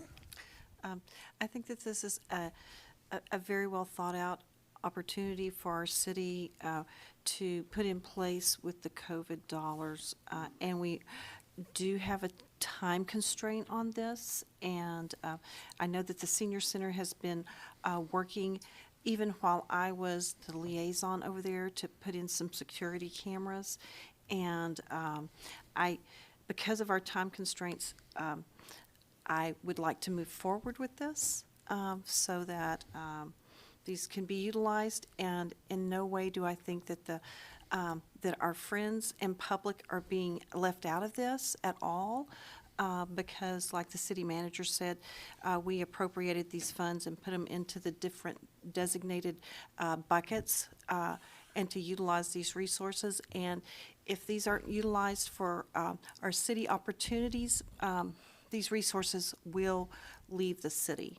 And so being forward thinking to improve our infrastructure so as to protect our citizens during this COVID situation is very well placed. So I will be supporting this. Thank you very much.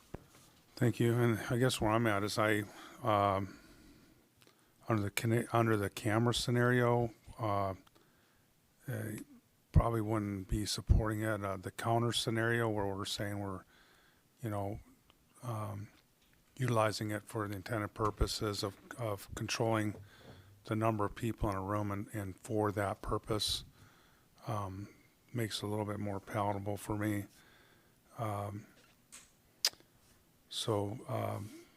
With that, clerk, please call the roll. Councilmember Peterkin? No. Councilmember Navarre? Yes. Councilmember Glendenning? No. Councilmember Naxtat? Yes. Councilmember Petty? Yes. Mayor Gabriel? Yes. Vice Mayor Malloy? No. Motion passes. Thank you. Was that all you had under COVID-19, Paul? I guess we'll wrap it up with any questions and take a break here under COVID-19. So, Councilmember Peterkin? Yeah, can we talk about that when we come back? COVID-19? Yeah, or we could just finish up this portion and take a break if that's what you want to do. It doesn't matter to me, but I Okay. got another question about it. Okay, Or yeah, another- let's wrap it up on this. Then Okay. go to a new topic. Well, following Facebook and friends and having a senior at the high school, I know they've been communicating with Paul about, there's some parent groups that want to have a bonfire dance or something possibly on private or city property. And one of the roadblocks they're running into was in our mitigation plan we passed or whatever, apparently there's something of over 50 people or something can't gather together.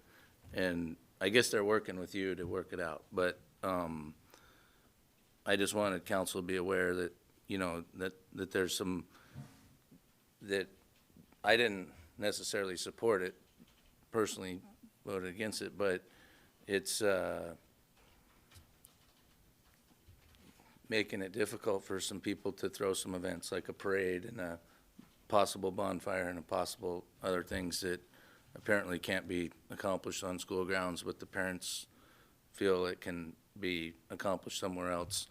And maybe, I don't know, maybe it's something for October 7th, or maybe it's something we decide today, but definitely our level of cases, as Paul said, is decreasing. So I don't know if it's something that we lighten up some of our restrictions that, anyway, maybe Paul can elaborate. Mr. Ostrander?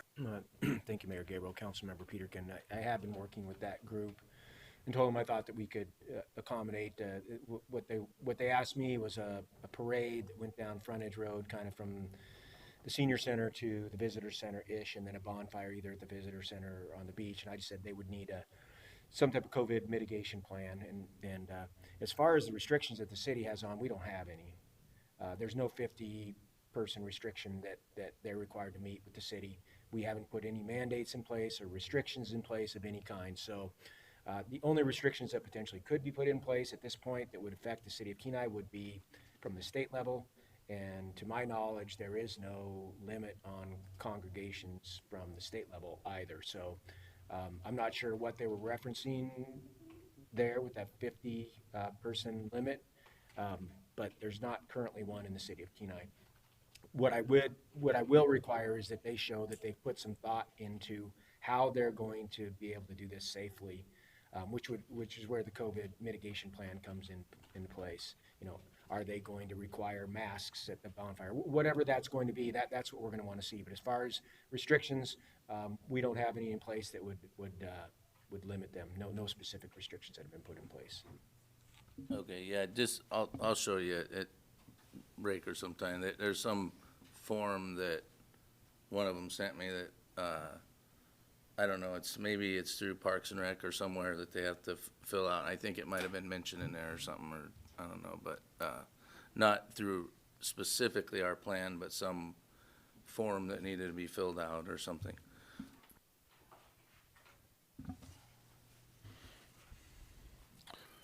Councilman Glendenning. Yeah, thank you, Mayor Gabriel. So our COVID mitigation plan does not have any limitations on individuals, people meeting in a defined area? Did I hear that right, or am I conflating two different things? I see Mr. Bloom's got his mic on back. Mr. Bloom? Thank you. Sorry, and I'll let Paul jump in, but the only formal COVID mitigation plan we have is we developed them for use of our athletic fields and sporting events.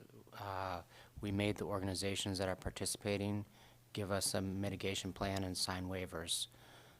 So that's when they've been used so far in the city. But I think, you know, if we were to permit some sort of activity or something that required a permit from the city, we might, and they want to do it on city property, we might make sure that it was done in a manner that the city was comfortable with. Mr. Ostrander? Thank you, Mayor Gable. And I'd add, the city doesn't have a COVID mitigation plan specific to the public. We have a COVID mitigation plan for our public facilities, how we're going to manage our public facilities, but we don't have a COVID mitigation plan that restricts the public, that requires some sort of, that puts any sort of mandates on the public whatsoever. Okay, so, Councilman Glendenning. yeah, so it's the library, the rec center, dog pound we're not doing, ice rink we're not doing, senior center, of course, we're doing, and also mentioned in this was the visitor center. Do we have a limitation there on people that can attend? Mr. Ostrander? Thank you, Mayor Gabriel. Councilmember Glendenning. The chamber is putting in place some capacity restrictions at the visitor center as well. I'm not sure what those are. But the COVID mitigation plans that Mr. Bloom is referencing are COVID mitigation plans that were prepared by the entities that were going to be using those public facilities, not by the city. Okay, so the visitor centers of their own device. The library is at the request of the director to limit the occupancy there. Okay, so that's those are the only restraints then is the senior center, the other two that are mentioned, and the rec center, library and visitor center. That is it. We can meet freely anywhere else, churches, lodges, bars, movie houses. Mr. Ostrander. Through the mayor, Councilmember Glendenning, we will place restrictions on facilities that are owned by the city, potentially facilities beyond the list that you've just provided, but privately owned facilities, the city does not have any restrictions in place that would limit those facilities. Okay, you know, that clarifies it quite a bit, because we've been dancing around a number of, I mean, the number of people that can be in a certain area. So all we have to do is just refer to a menu, and these are what are in place. And the sunset on this is December 31st, when the emergency powers end. Is that correct? Mr. Ostrander. Thank you, Mayor Gable. Councilmember Glendenning, the sunset on what? On the numbers that can say gather in the library or gather in the weight room of the rec center, or et cetera. In other words, we've granted emergency powers to you till the end of this year. January 1st, poof, it goes away. It's a bright new world, the way I understand it. Mr. Ostrander. Thank you, Mayor Gabriel, Councilmember Glendenning. I would guess, and Scott could weigh in here if he wants, if the emergency declaration goes away, but there's still a public health emergency, so if we don't extend, but there's still a public health emergency, and a lot of these recommendations from the state are still in place, I would suggest that some of those capacity limits might still be in place beyond that, but Scott might be able to weigh in more further on that. Mr. Bloom. Thank you. Yes, so the emergency declaration powers gives him authority to circumvent code when necessary. The city manager is authorized by code to manage the city facilities. So I don't think it would be inappropriate if there was still recommendations that a city manager or council felt were appropriate to follow, social distancing, mask wearing.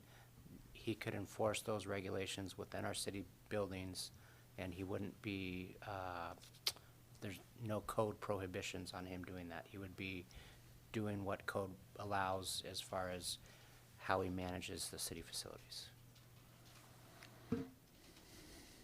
And that has a certain time, a finite time limit, 7 days or? No. No, if you don't like the way the city manager is managing stuff, you can ask him to change it, or you could find a new city manager, I guess. Yeah, so I think what he's saying is that, That's harsh. I'm just trying to put some sideboards on this. yeah, I You know, think we- what we- Mr. Bloom is saying, though, to answer your question, is that Mr. Ostrander is allowed to, has authority to manage these buildings by code anyway. The emergency declaration is somewhat outside of his normal, allows him to circumvent code, to implement, things that he feels would be necessary to safeguard public health. But that doesn't take away what his normal authority is. Does that make sense? Yeah, it does. We just, have put this gloss and glow on the emergency authority, and I think, correct me if I'm wrong, this was to facilitate CARES and COVID money. Is that right? Through the timeline that it was available? Mr. Ostrander. Thank you, Mayor Gabriel, Councilmember Glendenning.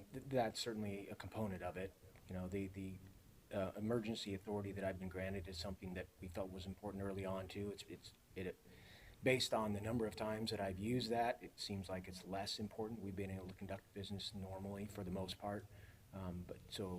Certainly access to that CARES Act dollars is a key component to the extension of the emergency declaration. Thank you.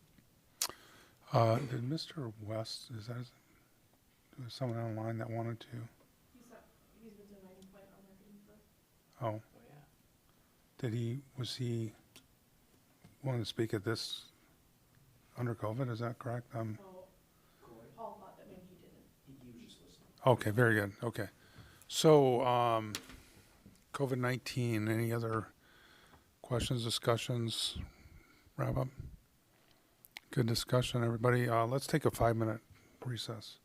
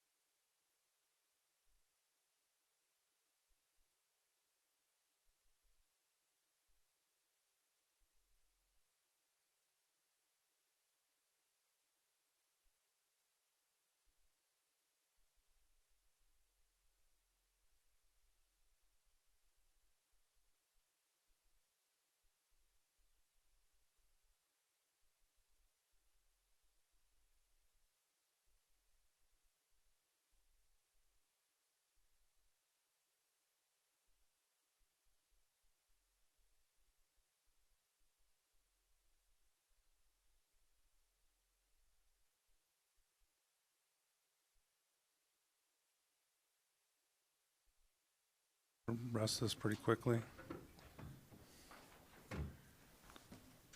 Back on the record? Thank you.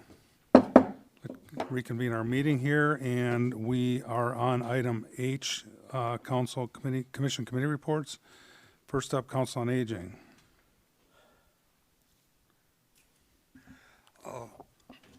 I'm gonna need some help from the clerk. The next meeting is October 8th. 8th.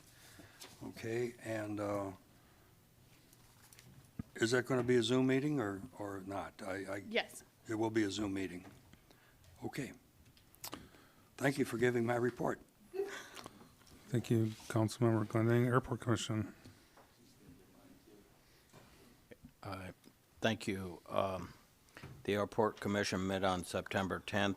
They had one item, a discussion and recommends an extension of the 45-year lease in airport reserve lands using the standard lease from between the City of Kenai and the Kenai Aviation Operation, and they approved that. And other than that, they also just had a general discussion about getting all back together somewhat. So we'll see how that goes. Some of them like the opportunity that they can do both, and I think some of the concern too was they didn't know who was in the room and who was elsewhere. And their next meeting is October the 8th. Thank you. Harbor Commission. I'd ask the city clerk to tell me when our next meeting is, please. October the 12th. October what? 12th. Thank you. Thank you. Parks and Recreation. Excuse me.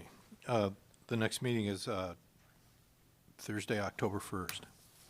Thank you. Planning and Zoning. Planning and zoning met on September 9th. I gave my report during our meeting on the two items that they had, and their next meeting is September 23rd. Thank you. Beautification Committee. Yes, we met on Tuesday, September the 8th, and there was not a quorum in attendance. However, they did speak about the tour of all the different parks and flowering spaces in the city. Also, they spoke about, just for general information, about the fountain that's over at Leif Hansen and about the need for some upkeep on that. And our next meeting will be on October the 13th. Thank you. Thank you. And I just want to say, I want to kudos to the Parks and Rec Department.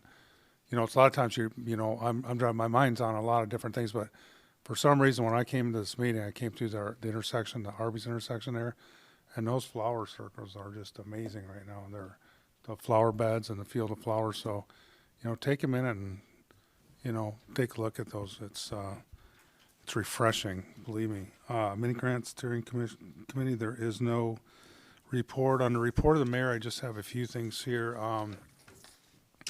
First of all, I want to just thank the American Legion for the display they put out on 9/11. They ran some American flags down the spur highway there and had the bike. I think they had a bike. I thought they were. I must have missed. I went over there at 4:30 because I thought they were going to have motorcycle brigade go through, and hopefully they were able to do that. But I did see all the flags, and it was nice to have that on that day. I think it's something we always should definitely reflect on every 9/11, kind of where we were, and try to get back to the mentality we had on 9/12/2001. I was able to go over to the Three Bears last night, and was the opening of the Silver Salmon Derby. Paul will probably speak about it in his report, but I got to do the kickoff spin on the wheel, which is always a fun thing to do, and so we pretty slow yesterday. I think there were 6 entries, but hopefully that'll pick up. And to the folks out there, good chance or good way to spend some time fishing. Buy a Derby ticket. It goes for a good cause and maybe have a chance to win. So I'm going to do a plug there for the city on that. Another thing I just wanted to I mentioned to administration, I was down in Homer on my day job doing some airport lighting, and was working with some of the ARF guys down there, and they said they went through the beacon training, and they were very impressed and happy with the new props over there, and how they were, the improvement and a lot more real life scenarios. So kudos to that. Hopefully that'll just build on itself, because they were quite amazed. They said it apparently that one of the scenarios they did, it gets hot enough to do a flashover, which is pretty similar to what they might encounter on a rescue, and they're now able to experience that. So last thing I wanted to just say good luck to everybody in the elections coming up at the start of next month, and appreciate everybody who's put their name in the hat. It takes courage to do that, and just like to say good luck for everybody, and don't be afraid to get out and vote, even vote early. I'm sure our clerk will clue everybody in when that is. So with that, I'll conclude my report and go to administration reports. City Manager, Mr. Ostrander. Thank you, Mayor Gabriel. Just a couple things tonight. One, you may have read in the paper about the Challenger Center being working with Love Inc. for the cold weather shelter. That actually needs approval from council before they can go forward with that. So we're going to bring a resolution forward to council at your next meeting for your consideration for an amendment to that. And actually, it'll be an ordinance if it's an amendment. We haven't determined yet if it's a resolution or ordinance, but you'll get some type of legislation in front of you to consider whether or not to approve the Challenger Center for that type of use.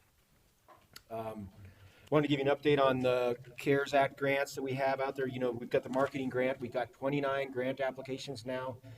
50 were allowed, so $29,000 in marketing grants have been received so far. They have till November 6th still to apply for that, so hopefully we'll reach 50. I'm excited that there's 29 local City of Kenai businesses that are getting good professional marketing support through this. The AHFC housing assistant grants, that's the grant process where you can get up to $1,200, an individual can get up to $1,200 to provide support for rent or mortgage. We went live on Tuesday morning, so yesterday morning we had received 44 as of noon today. So that's 44 people that have applied already. That's in addition to the 79 households that were in the City of Kenai that participated in Alaska Housing Grant the first time. So right now we're over 130 or 120 applicants.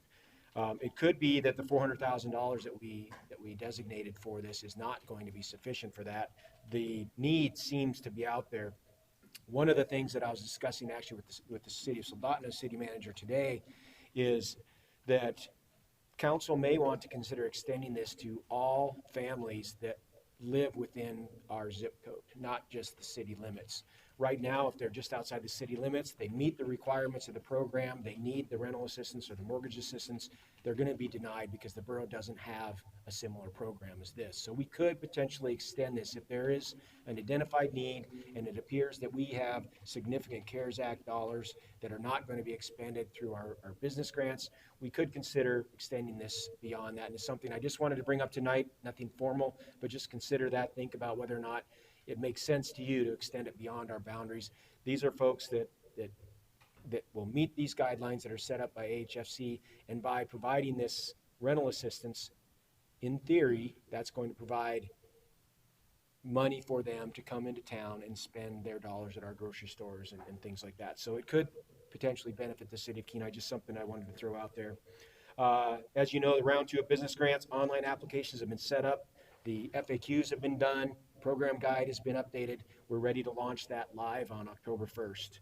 And that will be for the entire month of October. And again, we will be issuing those checks just as soon as we get the applications and they're approved. We're still working on mental health services as an administration. Terry's currently working with PCHS to see if we can come up with a sub-recipient agreement that would allow us to provide those services. We're still not quite there, but I think we're much closer than we were before. As Mayor Gabriel mentioned, the Kenai Silver Salmon Derby started yesterday. It goes through Sunday. $10 for a daily ticket, $50 for the entire derby. It's a $3,000 grand prize this year. Half the proceeds go to some type of improvement project on the Kenai River to help with habitat. We have seen quite a bit more participation already in the first day than we saw last year, so things are looking good. I did want to extend to council if anyone here is interested in spinning the wheel. We have Friday, Saturday, and Sunday open. If anyone is interested, just let me know after the meeting. If not, we'll fill it up with either chamber board members or employees, something like that. It is pretty fun to spin, though. It's fun to be over there. So let me know afterwards. Friday, Saturday, Sunday, we have that available. Sunday is the big one in that you get to spin for the $3,000 grand prize too. So that's the one that everyone should be wanting to spin. So Bluff Project, been a lot of interest here locally from the media about the Bluff Project, particularly now that the PED is signed. The PED was signed by the district commander on Monday of this week, so it's fully executed. We're now in this 30-day period to complete the project planning phase, which is really the beginning of the design. So that's all I got for my report, but I'm happy to answer any questions. Yeah, I just want to point out, Paul, it seems like that when the plugs we get out there on the radio especially, probably help, spur interest, like with the housing assistance. I know I heard a couple blurbs on that, so definitely helps. Vice Mayor Malloy. Thank you, Mayor Gabriel. So about the Round 2 program that's going to go live October 1, and I haven't surfed the city website aside from getting this packet recently, but I was wondering, is the information available on the website for the public to find out about the program, although the application may not be available yet? Or you mentioned facts, are they already up? Or thank you. Jamie's looking right now, through the mayor, Vice Mayor Malloy. The information is up there, the FAQs are up there, the application is not, I believe. Correct. We have information, FAQs on rental assistance mortgage relief program, the grant program guide, which was updated September 2nd, business and nonprofit grant FAQs, commercial fishery grant program FAQs, and marketing services grant FAQs are all listed on the homepage, and there's blue lines for applying online. So if I was wondering if perhaps the clerk might be able to email me the link to that, so then I could email the link to other people that might be interested. Thank you. Councilmember Peterkin. Yeah, I'm interested more in that zip code, including that other zip code. I mean, not the other zip code, but including people that have our zip code that don't live in the city. Maybe if by the next meeting, just if somebody could tell us if there's some numbers out there, where that would, how many more people it would add, or some information. I'm sure you already plan on it, but some information on that, because I know one, you're talking for the house renting, but I know one commercial fisherman in particular that lives on the left side of Borgen and didn't get I don't know what it was, $1,000 or something, but anyway, I am interested, and I think if the borough isn't offering something to help people with rent and we have money available, I think I would be in favor of that. But I'd be just interested to know if that's 200 people or 5,000 people or what it would entail. Thank you. Yeah, I had kind of the same question too. If we could maybe get some demographics on that. Any other questions of the city manager, Councilmember Glendenning? Yes. You referred to the Challenger Learning Center as a potential cold weather shelter. Was the newspaper correct that they had to send off for a grant? They had to get some type of funding to facilitate this, or is this going to all be on our dime? Mr. Ostrander. Through the mayor, Councilmember Glendenning, the grant that was applied for by Love Inc. which presented to council at the last meeting, and they were talking about applying for that grant. And actually, under my report, you can see the letter of support that the city of Kenai provided in support of that grant application. But it's a grant application, but my understanding is in the grant application itself, they included the Challenger Learning Center as the location for the cold weather shelter. There's no money going to be spent by the city of Kenai, but we own the Challenger Center. It's a lease to the Challenger Learning Center folks at $1 a year for 100 years, I believe is what it is. But to allow that type of use, they need to get permission from the council. Denny? Yeah, just when, we got this proposition from Love Inc., I wasn't, perhaps it was improvident of me not to notice it, but I didn't see where the Challenger Center was being targeted when we gave this letter of support to Love Inc. Am I missing something? Mr. Ostrander? Through the mayor, Councilmember Glenn Denning, no, you didn't miss anything. That was when I saw that in the paper, that was my initial thought, was that when they had presented to council, I believe it was Councilmember Petty asked about the location. They had mentioned that they had some discussions with Challenger and that they had some discussions with the old middle school in Soldotna, but there had not been a location that had been determined. So I was very surprised when I saw that several days later that they had chosen the Challenger Center as the location, because they did not indicate that that was their choice location or the location that they had chosen when they presented to council. Just one more question. The Challenger Center, they have a board of directors. They have some authority that manages their program. Mr. Ostrander? Through the mayor, Councilmember Glenn Denning, they do. And actually, Tim Dillon is on that board, and I chatted with him tonight, and he says that the board has not considered the cold weather shelter concept yet, but they will be considering it soon. So if we have their approval, that would give us guidance as to how we approach the subject. If they don't approve it, that will give us guidance also. My comments, you don't have to respond. Thank you. Any other questions of the city manager? Councilmember Maxted. Yeah, back to COVID, the AHFC, I would agree with using those funds within our zip code outside of the city. If we have funds left over that can't be used within the city, and whenever that time is to be determined, I guess the number of people in the need out there, it should just go out there. If there's 2,000 people or 3,000 people, it just goes until it's gone. If the need is there, it will benefit the city, and it benefits the public, which is the ultimate use of that money. I guess the question I have, series of questions, has to do with Beaver Loop. I noticed on the way home today that the luminaires, the lighting at the intersections are starting to go up. The project is not complete. Asphalt that was put in some of the bike path that needs to be replaced is not. There's a number of other things. Is the city council requested a warranty? I don't know that we've heard a report back on that request. Number two is, are we obliged to maintain it, and when is it going to be complete? Mr. Ostrander? Through the mayor, Councilmember Naxted. So there is a punch list that I actually received today that shows the number of items that are still left to be completed by, most of them are by QAP.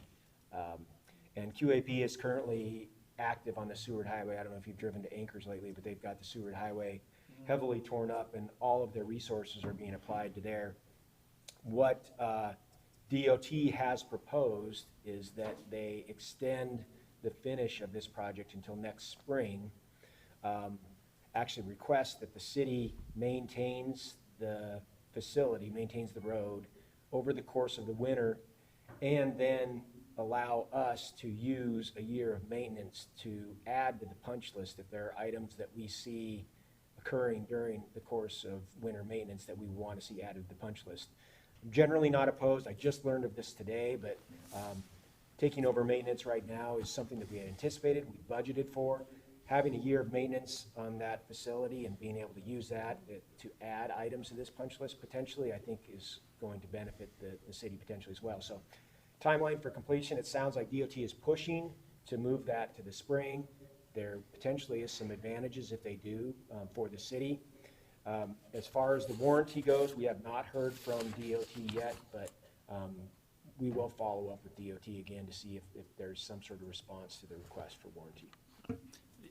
And it might somewhat kind of fit into that warranty idea anyway, letting it go through a whole winter cycle into the spring next year. Any egregious things will certainly show themselves, so that would satisfy me. Thank you. Any other questions of the city manager? Seeing none, city attorney, Mr. Bloom. Thank you, Mayor Gabriel, members of council. I don't have anything to report, but I'm happy to answer any questions. Any questions of the city attorney? Seeing none, we'll move to city clerk, Ms. Hines. Thank you, Mayor Gabriel. Sorry, I have to write down the timestamp so we can get it done tomorrow. We've received 206 absentee by mail request applications as of today. That is 4 times as many as we've ever had in the last 5 years.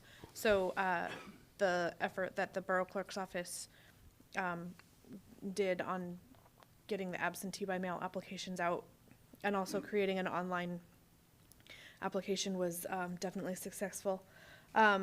Absentee in-person voting begins here in City Hall beginning on Monday. We are an absentee voting site for both the city ballot and the Kenai Peninsula Borough ballot. The polling places for the regular election, for our regular election, will be the same as they were for the primary election, which precinct number 1, which is typically in the Kenai Mall, remains in the Kenai Mall. Precinct number 2, which is typically in the Challenger Center, remains in the Challenger Center. And Kenai Precinct number 3, which is typically at the Senior Center, has been moved to the Kenai Mall in a different suite from Kenai 1.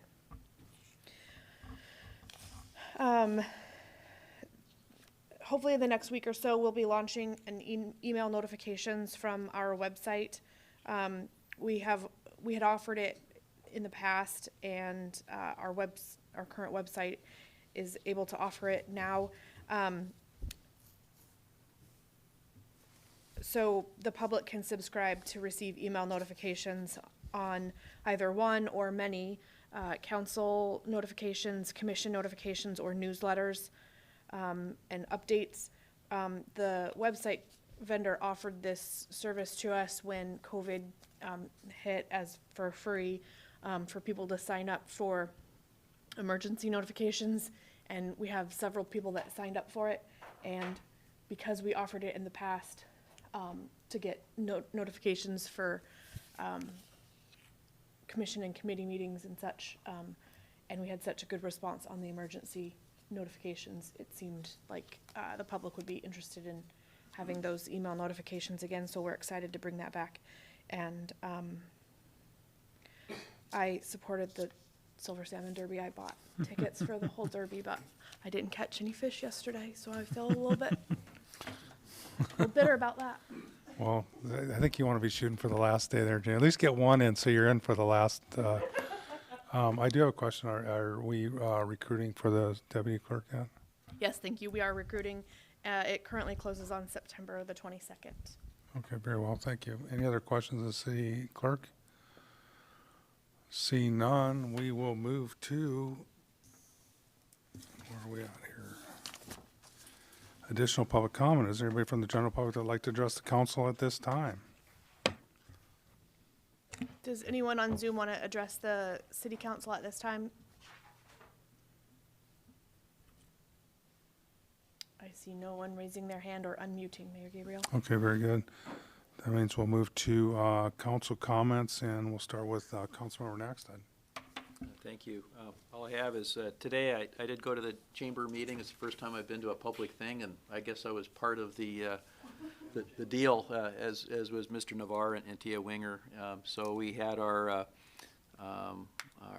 45 minutes of questions and answers, and the place was not packed, so there was social distancing there. But KSRM had their microphones there and whatnot, so it was being broadcast out. And so there hopefully were other people listening and all of that. So we'll see how that goes. So I don't really have any more of a report on it other than it happened today. Thank you, Councilmember Naxted. Vice Mayor Malloy. Thank you, Mayor Gabriel.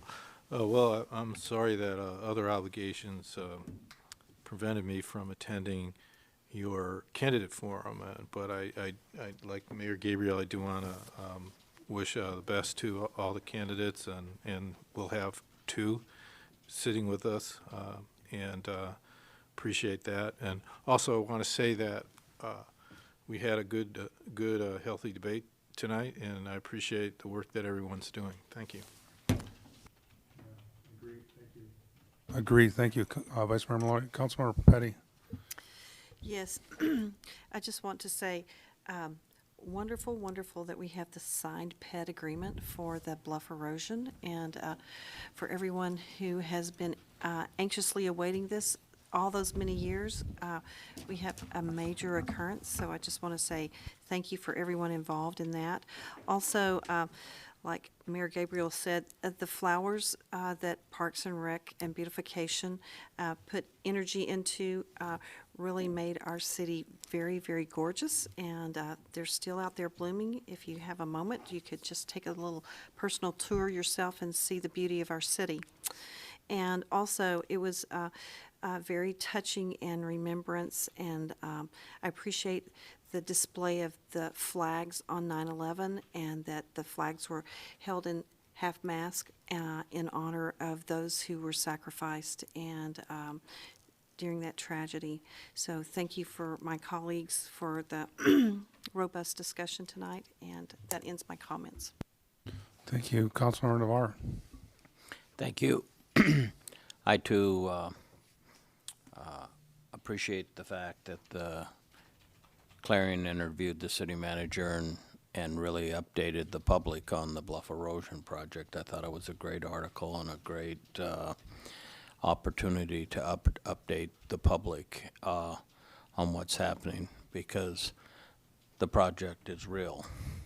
As I tell people, and I truly believe that, it's a core project, and the funding will be there. I'm hoping something will happen by 2022 at the latest. So, yeah. But anyway, we'll see what happens. I also, as Councilman Naxted said, our 2 seats are up, and we did go, and all 3 candidates did participate in the debate or in the forum, and they were some good questions and some good back and forth, and so that was again, I want to thank KSRM and the Clarion and the Chamber for hosting that, so that it's one avenue in this new environment that we're in. It's tough to communicate out to the public about what's happening this year in the election. So with all those entities that made it possible, and so that was a great opportunity, so that our citizens have a good opportunity to evaluate the candidates and choose their candidates. So I think I'm forgetting something, but I'll end my comments that way for tonight. And I too just also want to thank the clerk's office for how much work they put in at this time of year, and the job that it takes, and the judges and the poll watchers that I think we got a list of them in the packet tonight, or in the informational thing. I forget. I remember reading it. But we should thank all them, because that takes a lot of work and a lot of commitment to pull off the election. And so thanks again, and we'll see you in October. Thank you, Councilmember Glendenning. Thank you, Mayor Gabriel.